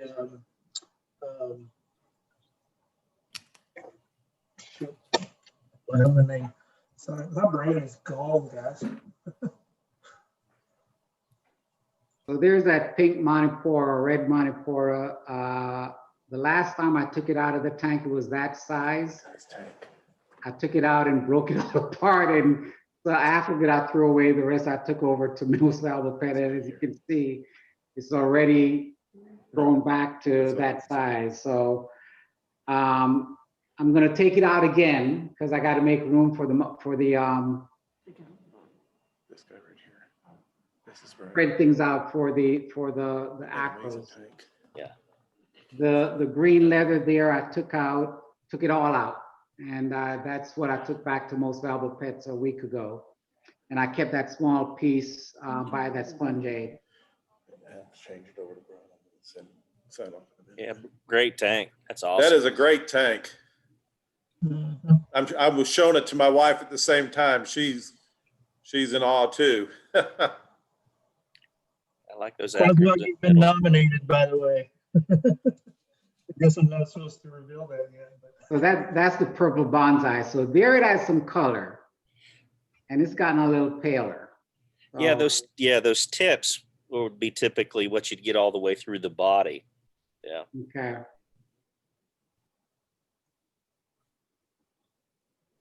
But it's not bad. I mean, It's a I got gorgeous some of tank. that. I got some of that Pavona too that you've got. Finally figured Yeah. out they call it potato chip. Yeah, I heard it called lettuce coral or potato chip.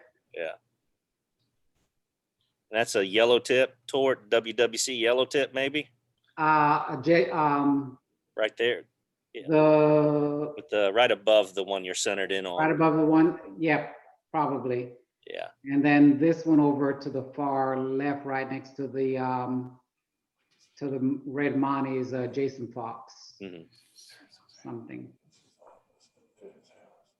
Yep, but that's it. That is a beautiful tank. Always like it when you share that. Thank you. It's impressive that you're able to do the leather game with the SPS. Sometimes that doesn't work out real well. Leathers and SPS in the same tank. The carbon helps it. It just seems like they like to fight. They don't play nice with one another. Yeah, and I read that somewhere as well, that when it comes to the mix with the leather, and it's really hard to keep them both healthy. You have to make a decision of one or the other. Looks like you pulled it off though. Well, so far, knock on wood. Yeah. I'm not gonna claim, as I told Brian one time, I said, the tank may be looking nice today, and then next week it may be to a hell in a handbasket. I come home and everything is bleached out and die. Yeah. The beauty of this hobby Yeah. can all Always change in a day. Exactly. And that's basically the way it can. So Brian, I saw you took over as host. I'm going to have to sign out here. You got it, right? Yeah, I got it. Can you all Okay. hear me okay? You're fading in and out like you were the other day. Yeah, this laptop, it stinks. But, somebody A needs to muffled fix kind of sound. Yeah. it. Yeah. He just can't talk back to us. That's all. I know. Stinks. Let me go get another headphone or mic.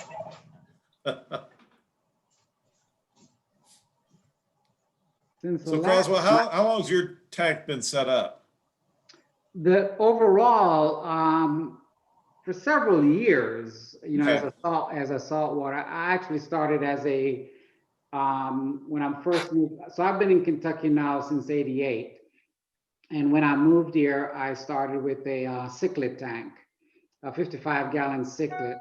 And then I dumped salt in it at one point and then switched over to saltwater fish. And so I've been doing saltwater fish for probably 10 years, maybe, yeah, at least 10 years. And then I went to a 90-gallon reef tank. And then it was just softies. And as far as a mixed reef, I've only been doing this for 2.5 years. Yeah. With the acros. Prior to that, I had a mix with, that I've been doing for probably at least 5 or 6 years. But that was just with the blue coral and the Monty. Yeah. It's beautiful. Yeah, this kind of mixed tank is all within the past couple of years. Brian, yours is beautiful too. Or Rob, Brian, yours is beautiful. Wow, look at that. Yeah, I don't have a good camera thing. I'm just sticking a film on top of my MacBook. Well, Get a little closer here. Can y'all hear me now? Yeah, A little Yeah. better? A much lot better. better. Okay.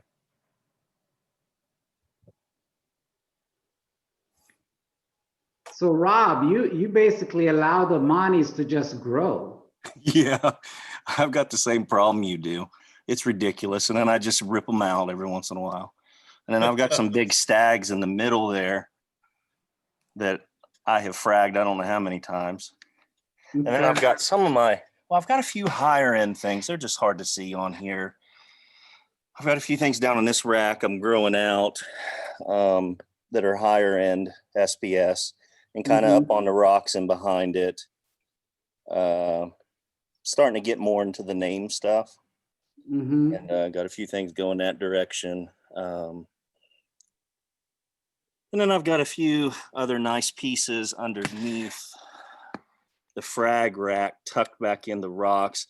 And unfortunately, like I said, I'm just using the computer camera, but right up in there, Yeah. that is a really, really amazing tenuous. It's got some great color and it's very pretty. Down below that is an ARC Master Yoda. That's a really neat piece.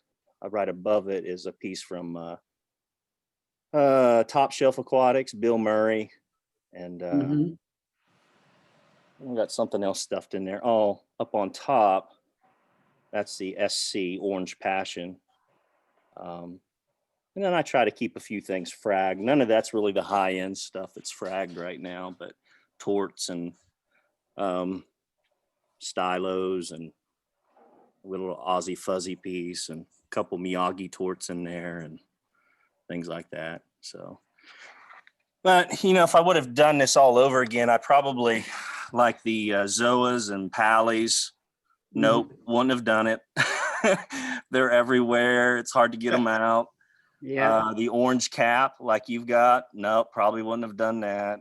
A couple pieces of my rock, and you were talking about a blue coral. I don't know if that's what you were referring to, but this blue is a clove polyp, Mm-hmm. and it grows everywhere. It's a weed.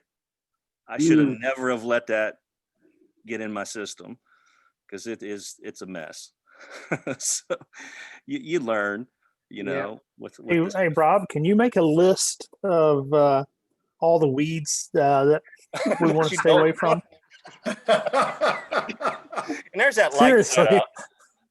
So I went with the XR15s and then the Aquatic Life T5 is what I got going up there. Hey guys, I'm going to get off here. I'm going to go. We haven't had any dinner, so we're going to go have some dinner. All right. Yeah, well, Good to see we're you on a again. later schedule, you know. Yeah. Breakfast is, you know, lunchtime for most people. For us, Retired folk. yeah, retired folk. It's great. Well, you missed the senior discount. That's supposed to be Yeah. early, isn't it? Well, you know, when we do the early bird special, that's usually Yeah. breakfast for us. You all take it easy. I've really enjoyed this. Brian, thanks for letting me host. It was a challenge, but I had a good time with it. Yeah. Sorry about that. I think All that was right, y'all take it fine. easy. Take care. All righty. Yeah, there's definitely some weeds, Brian. You know, when you get into a, but you know, you I think everybody kind of does. Well, at least the first couple times, I think you do that. You know, you go from that softies to LPS to SPS. And so when you're having luck with softies in your tank, what do? You just add. You don't take it out usually. You just add the LPS. Right. And then you have some luck with that. And then what do? You just start adding SPS and you don't realize what one can do to the other. Like mushrooms. Mushrooms, man, they will absolutely light up an SPS, kill it overnight. If you had a stick fall into just one of the little simple red blue mushrooms, Yep. a stick fall into that, gone next morning. That's what I was sharing with Tom. Was it Tom Mills? Yeah. That was on the call earlier. That I bought a piece of Walt Disney, a frag of that, and it was $100. It was on sale, and I caught it on sale, and I'm like, yes, because I've heard a lot about, you know, if you have an aqua tank, you gotta have a piece of Walt Disney. And I'm like, okay, so I dropped $100 and it was doing well.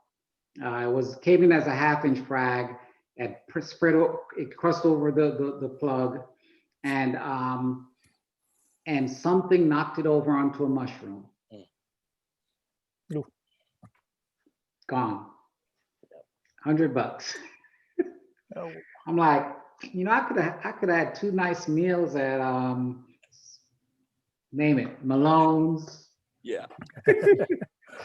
I've got a good story. I ordered some cleanup crew a couple weeks ago, and one of them was this beautiful shrimp, and it went into the water and it was acting a little funny, and I was trying to move it around, and I accidentally moved it in front of a carpet anemone. Mm. I mean, it went. My Nice mom meal. was laughing. She's like, "There goes a 20." She's like, "That was a good $20 meal." Mm. Yep. Drives you nuts when that stuff happens. Yeah. Yeah. So for days, it just had legs sticking out of its mouth.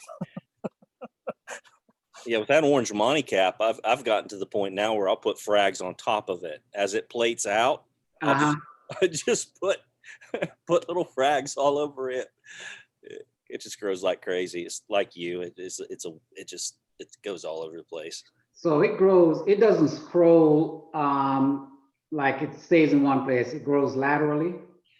Mine does pretty much. Yeah, I had one little piece in there that I got out. Someone was over the other day and was wanting some, and it just so happened the piece I grabbed had some scrolling to it.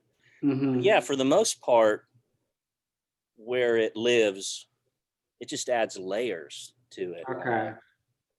But at times, and I don't know if it's just different flow, different circumstance.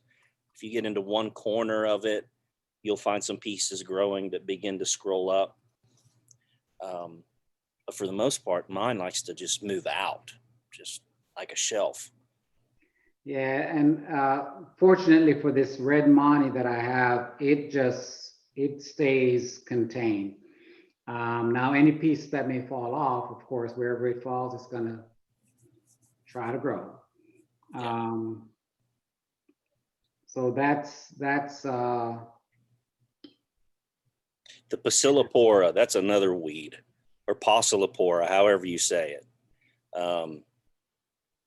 That's the little fuzzy sticks. It almost looks like a type of bird's nest. And that stuff is seeded all over my tank. It's an SPS, but it's I don't even know if you know what I'm talking about. I don't know. Yeah.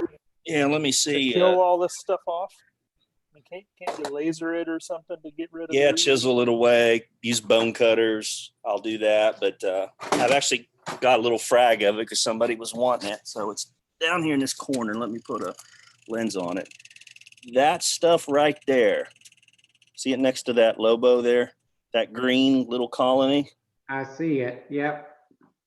That stuff is a weed. It grows in between all my rocks. I've got a little bit of it hiding right up in there. No, right there. I've literally got it growing up on my overflow. It's kind of hard to see from here. Yeah, I can see something on it. Yeah, right up above the top of that stag, up on the overflow. I mean, that stuff has populated all over my tank, and that stuff will sting. There's trying to get in with my computer here. Those blues are pretty. There, some of it's on top of that Monty cap. See it sitting up there, the same stuff. Ah. Yeah, it ends up going everywhere in the tank. But yeah, it's crazy. Crazy. So that's another weed. Did you get that at one of this frag shops? I remember, I think the last year at the frag shop, somebody from, was it Knoxville or somewhere, Tennessee, had some of those. Could be. They're popular. People buy them. The Bacillopora, like I said, however you pronounce that. I think it's Pocillopora or Bacillopora, something like that. and it's popular. And Yeah. some people like I've had people come over to the house and say, I've never seen it do that before. And then I've had a few other people say, yeah, it'll end up all over your tank. And quite literally, you buy one, and it's SPS. You buy one colony of it or a frag of it, and it'll throw seeds all the way to the other side of your tank and start growing. And it will sting too. It'll fight with another coral. So yeah, as another weed I discovered. And unless you just really shave it, you're talking about how to get rid of it, Brian. I guess if you could get some sort of underwater grinder or something, a Dremel, to really clean the rock. Otherwise, even when I take bone cutters and I get down and just make the rock white where that was at, somehow it still grows back. It's the craziest stuff. I'll have it grow. I have that particular SPS. That SPS will grow in the sump where there's no regular light. It's crazy. Huh. I haven't tried the Kalkwasser. Yeah, I haven't tried that. Won't burn it out. I haven't tried that. That's a thought. I don't like use because I'd have to do. I guess I could test it. You don't want to use a but. Like if I were trying to wipe out the whole tank, I wouldn't want to put Kalkwasser all that in there at one time because but I might have to try that. That's a good thought. I don't know if it would burn that off and get rid of it or not. Or maybe that's that.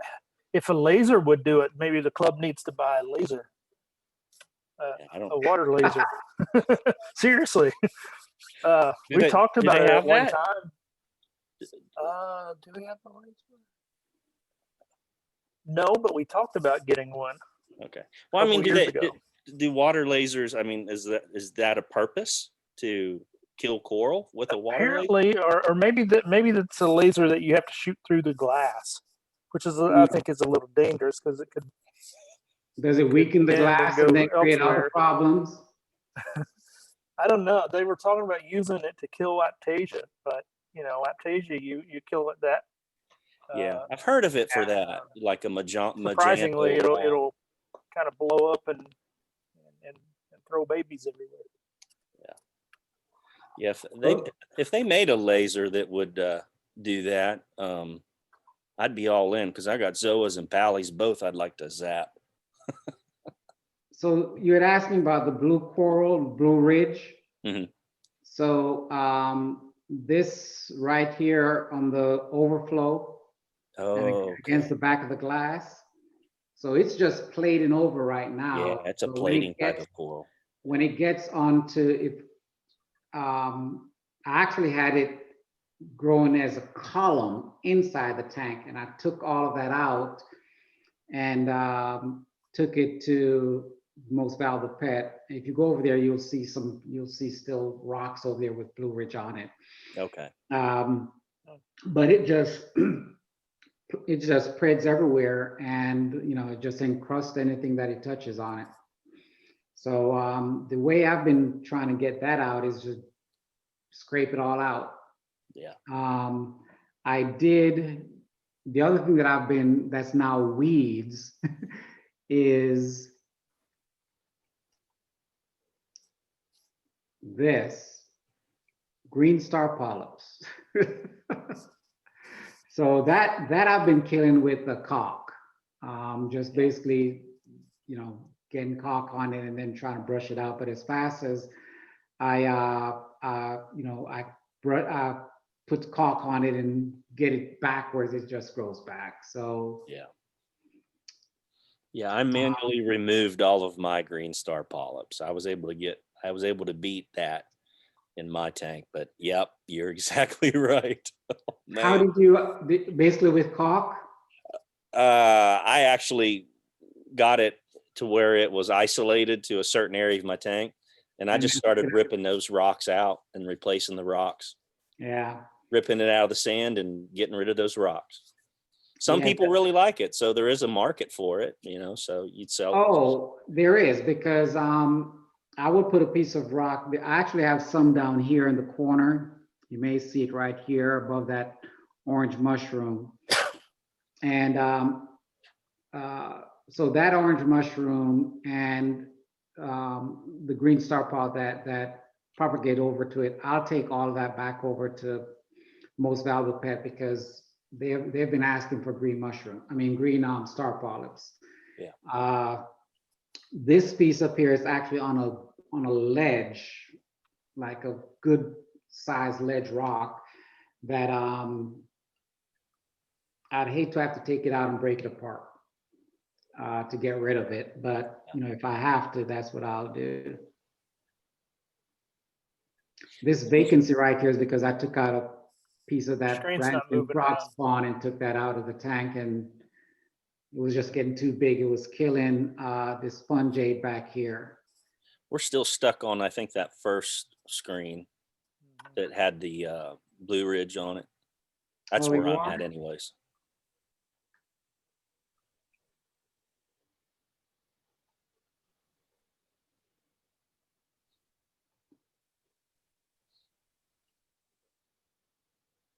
Can you see this? Okay, now Does I it got change? Yeah. Yeah, this one So that's, has, so that's the Blue Ridge on the overflow. You can see where it's yeah. growing up, and it's spreading to the left and to the right. Hmm.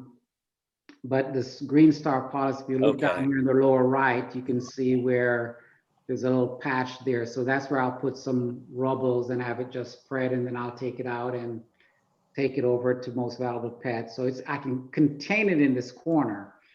But this is a long, flat, live rock that I'd hate to have to take out and break apart to get rid of the rest. I hear you. Yeah. I'd feel the same way. Yep. Oh, it's all the worries of when you can actually grow coral, Brian. You get to that point where you want to grow coral, you're looking forward to it, and now people like Croswell just grow it too good, and now you're trying to figure out how to get rid of it, man. Yeah. I'm going to learn from you what weeds not to go for. Hey, Brian. I told you I was going to share with you a picture of my the back of my tank. Okay. So it looks like a mess, but it's really. So I have. Can you see the back? Yeah. Uh-huh. So okay, so those are my three. So I have a doser. Yeah. So I'm dosing alkalinity. That's the tropic marin part sea salt, and then that's calcium. Mm-hmm. I got this jug here that's from my protein skimmer. Mm-hmm. And then this right here in the center, that's my refugium. So that's where I have the Cato. Mm-hmm. You can see where I plumbed the Christmas gift, the core 20 right there.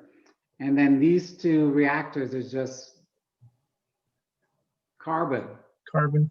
Yep. And I have two filter socks over here. So everything goes up, and then two filter socks, comes down through the protein skimmer area, over the refugium, and then back up. And that's it. But I'm going to look into that automatic water change. Since I did water change on Saturday, I'm like, you know what? I think that'll be a value add upgrade. So I'm going to look into that. So you can do water change with your Apex. But I know. I read where Genesis, though, I mean, it's 100% independent of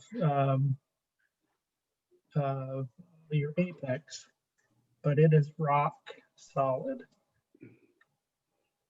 I mean, never have an issue with it in all these years. And what was the name of the vendor again? It's called Genesis Reef Genesis Systems. Mm-hmm. It's a little pricey. But if it's more pricier than an Apex, I'm not going to do it. Their whole package, if you get they've got both an auto top off and a water change system, and then they've got another piece that controls the valve to your RODI. you get the whole kit, it's about $800. So, yeah. Plus I have to buy a mixing tank. Yeah. But it is solid. I mean, there is so much redundancy built into this thing. I mean, one water jug that collects a gallon, it has a pipe. If it overflows that pipe, it has a valve. If it gets clogged and goes above that, it's got 3 valves to let you know what level the water's at inside the 1 gallon jug. And it's smart enough, if it's doing a water change, it'll turn off the top off system so that it doesn't, so it's Yeah. sweet. It's pretty sweet. So, but yeah, like Rob, you how do said, you do your sometimes you water can change? automate too much. I'm sorry. I still think my mic is messing up here. So It's a little fuzzy. Yeah. I'm old school on my water changes. I try to do them every 2 weeks, and I'll do about let's see, 5 buckets, so 20 to 25 gallons every 2 weeks in my tank. And what's the total volume in your tank system? About 110 in the display and 30 in the sump, so about 140 gallons total. So that's a little bit more than 10. That's closer. What would that be? 15 or so? Yeah. 15%. Yeah, last week I took so after I mixed my water to the normal level that I would make, I took a 5 gallon bucket and measure it out, and I'm like, okay, this is actually about 20 gallons or more of water that I'm about to change out. And for my system, 120 plus a 40 gallon sump, I'm like, I'm probably, the tank probably likes getting the additional 4 to 5 gallon, but in 4 water changes, that's an extra mixture of salt that I could have saved. So maybe there's a business case in investing in an automatic water change system that, you say 15 gallons, it only does 15 gallons. Yeah. Now, Brian, is that water change system, is that set up to do large quantities of water at one time if you wanted it to, or is it more designed to do a couple gallons a day or whatever? however you want to do it. Okay. I did a 40 gallon water change in about an hour and a half. And all I did was press button. after you mixed your salt.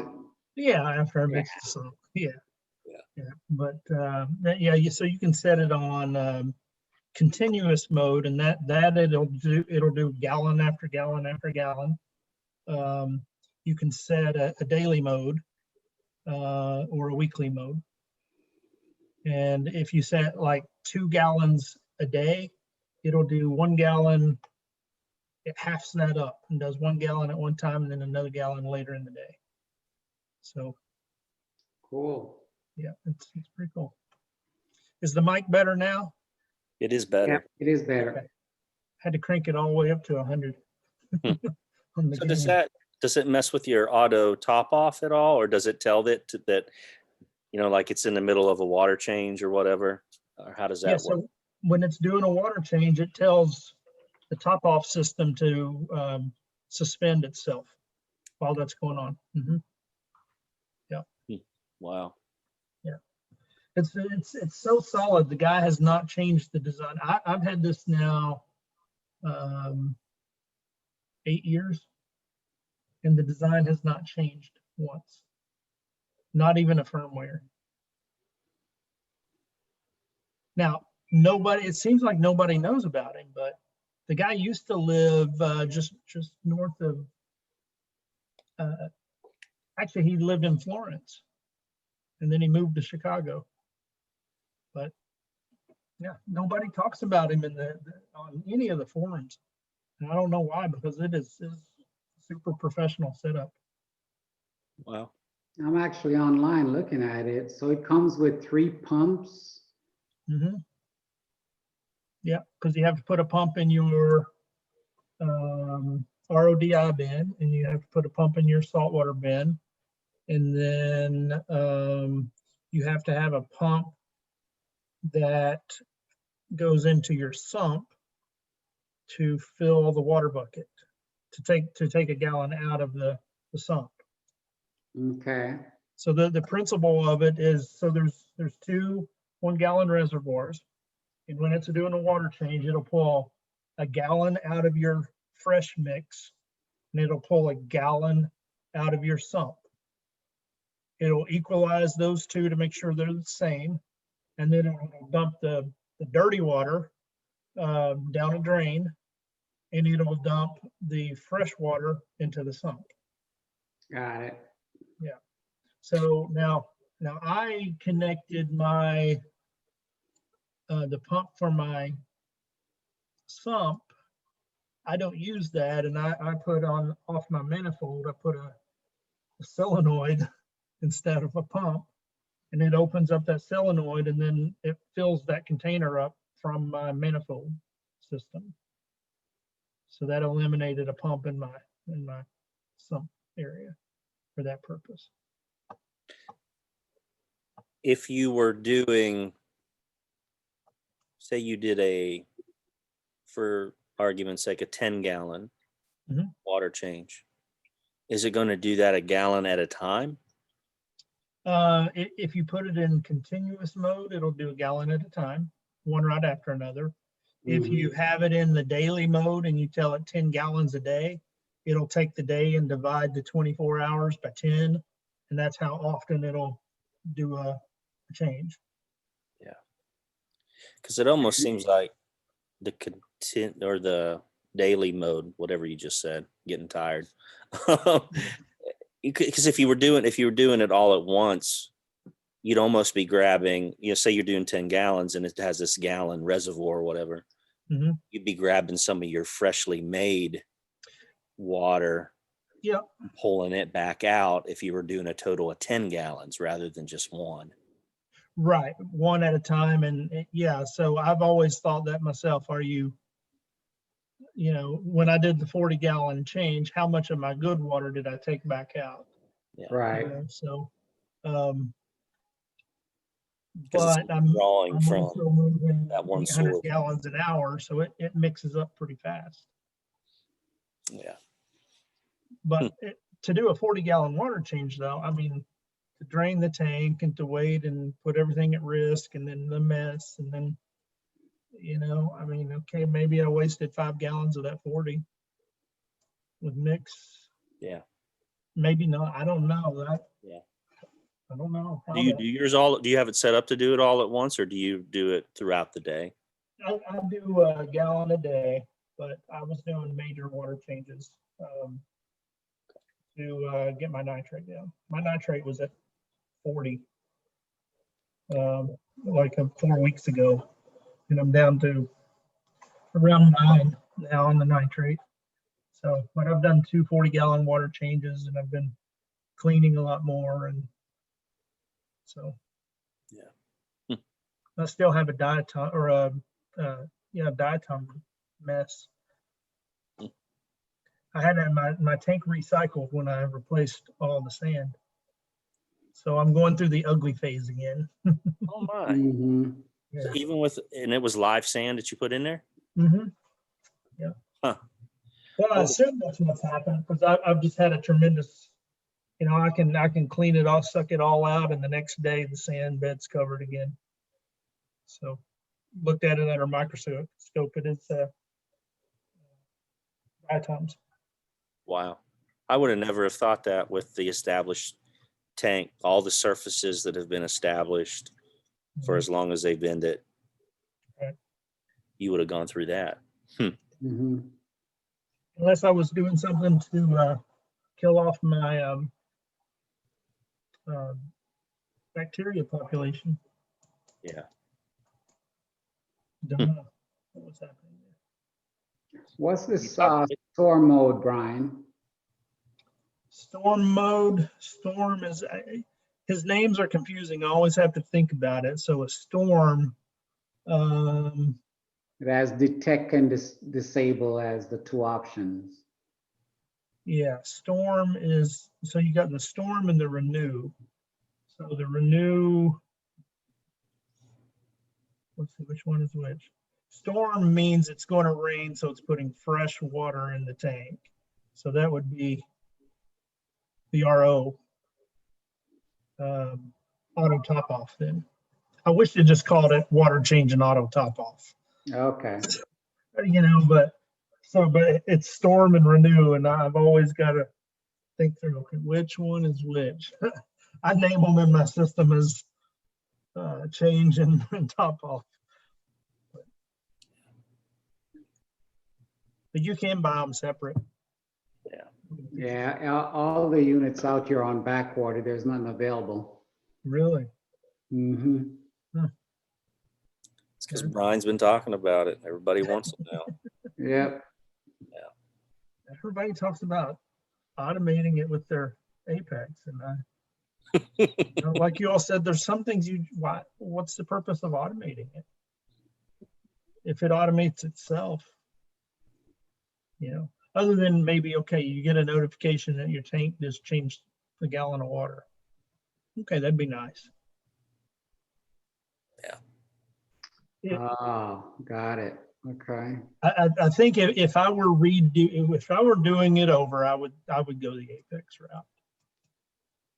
Yeah. But it takes a lot of programming to set up all the redundancies.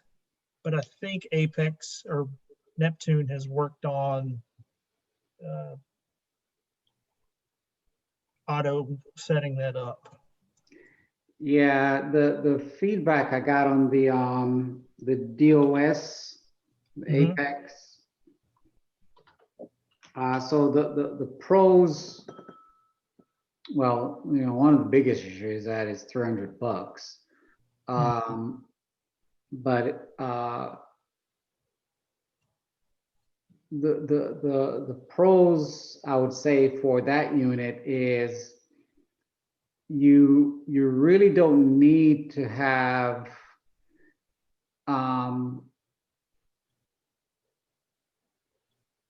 all the additional redundancy as with, you know, as if you're, let me say a different way. It seems as though Apex approach with the DOS is a lot simpler in the sense that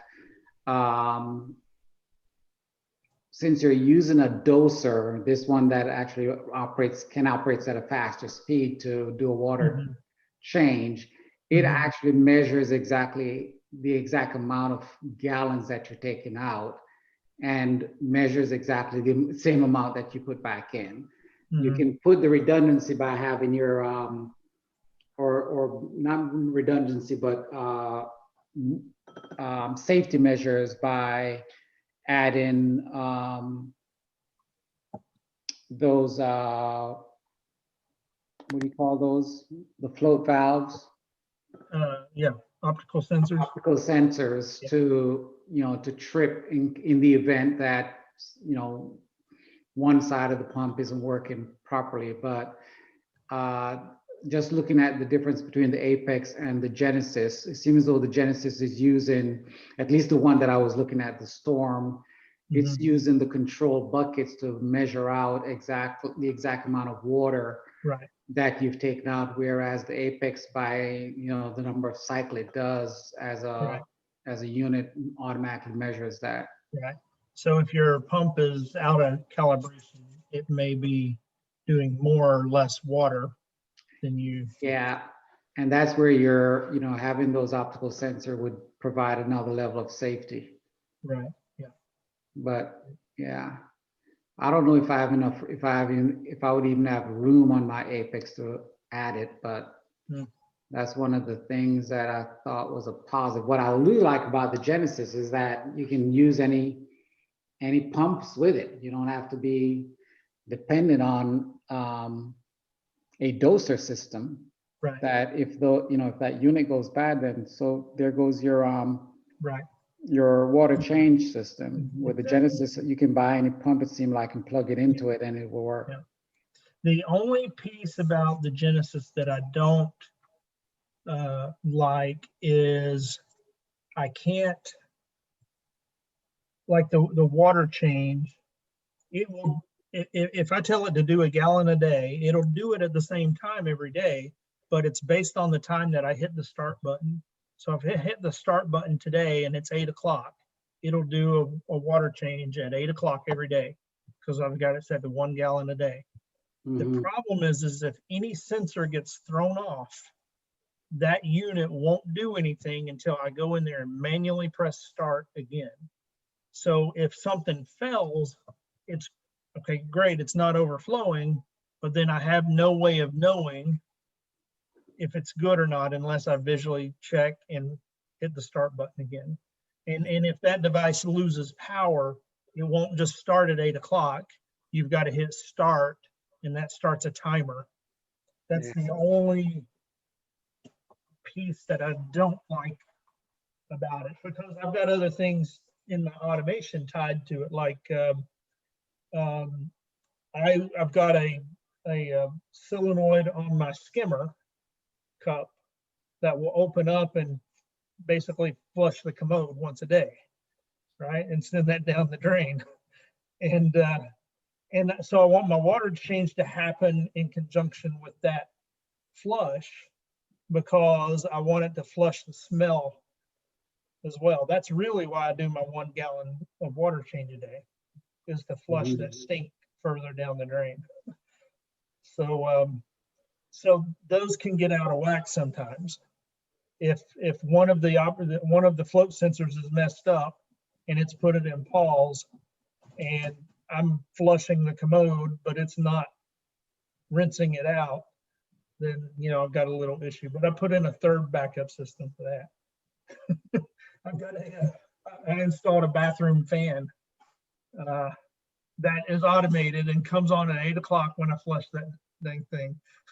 Mhm. You're crazy, man. Well, I finally started on my Who, cabinet. who automates their skimmer to flush once a day?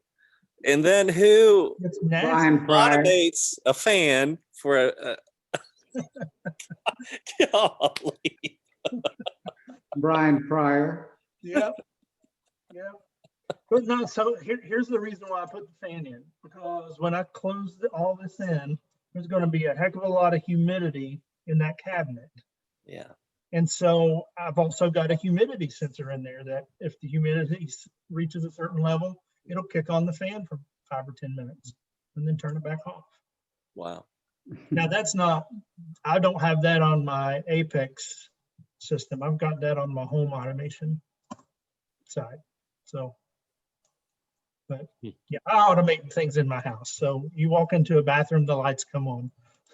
You walk down the hallway, the lights come on, Nice. and they turn back off. Yeah. When you leave, I've got motion sensors out around the yard in places where, I've got people who like to go down to the creek at the mill and they trample across our property. So we have sensors down there that sends us a text message when somebody crosses that line, just so that we know. Wow. And then, so when we get the text, we then know, oh, we can just go and look at the cameras, make sure, we got a good story. So when we were going on vacation in September, we were driving up the interstate, and so we got a text that somebody walked through the front yard. And so my wife got on there and looked at the camera, and she's like, somebody's delivering food to our front porch. So we texted our neighbors, and they said, yeah, we see somebody up there. And we said, well, they left dinner on the front porch. I guess you all go grab it. You got free dinner tonight. So they went and then the person drove back and picked the food back up because they were lost and dropped it off at their own porch. But anyway, here we are on vacation, and we knew exactly, we were watching it all happen, So we heard our neighbor talking to them, and, to figure out what was going on. It was cool. But anyway, so I automate a lot of stuff. You have like your shower automated to where you just push a button and it'll scrub you and wash you and No. dry you off. No. I wish. Okay. But we do have I've got robot vacuums and mops. Mops too? Yeah, it's smart enough. It's programmed when you finish vacuuming the kitchen, then go mop the kitchen. And another robot goes and mops once it's finished vacuuming. Wow. It's that, that one's a lifesaver. That one saves my back because mopping kills my back. Yeah. And vacuuming. So and when you have dogs, That's you great. know, so yeah, you can tell it. You can even tell Alexa to. My wife named the robots. So the vacuum is called Sucky Monster, and the mop is called Mop Head. So I could probably do it right now, and Alexa would. It's funny to listen, but you can say, Alexa, tell Roomba to mop the kitchen. Oh, she's going to do it. And then it'll say, when Sucky Monster finishes, do you want Mop Head to mop? My goodness. Welcome back to me, but anyway, yeah, I geek out over it. It's good. Yeah, that's crazy. It's Wow. fun. Good stuff.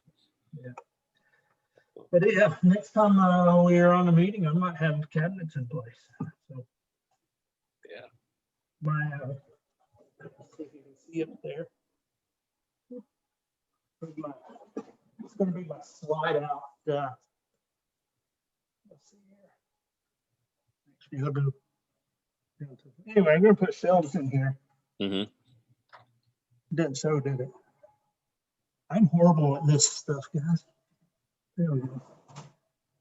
Yeah. Hmm. So anyway, there'll be shelves in there, and then there'll be a bookcase in front of it to hide all the garb. So I'm looking forward to having that done. Hey, guys, I gotta go call Liz. Got an issue at work. Oh boy. All right. I'll get off here too. I know Brian's wore out too. One meeting. I am. I can't even put a sentence together. I'm so tired. So, All right, guys. It's good hanging out with you. Catch up. All right, likewise. night. see y'all next time. Hey, Brian, before I drop off real quick, so I did, I mentioned to the rest of the crew earlier that I did talk to Most Valuable Pet, and Melissa would love to jump on a call and talk to us in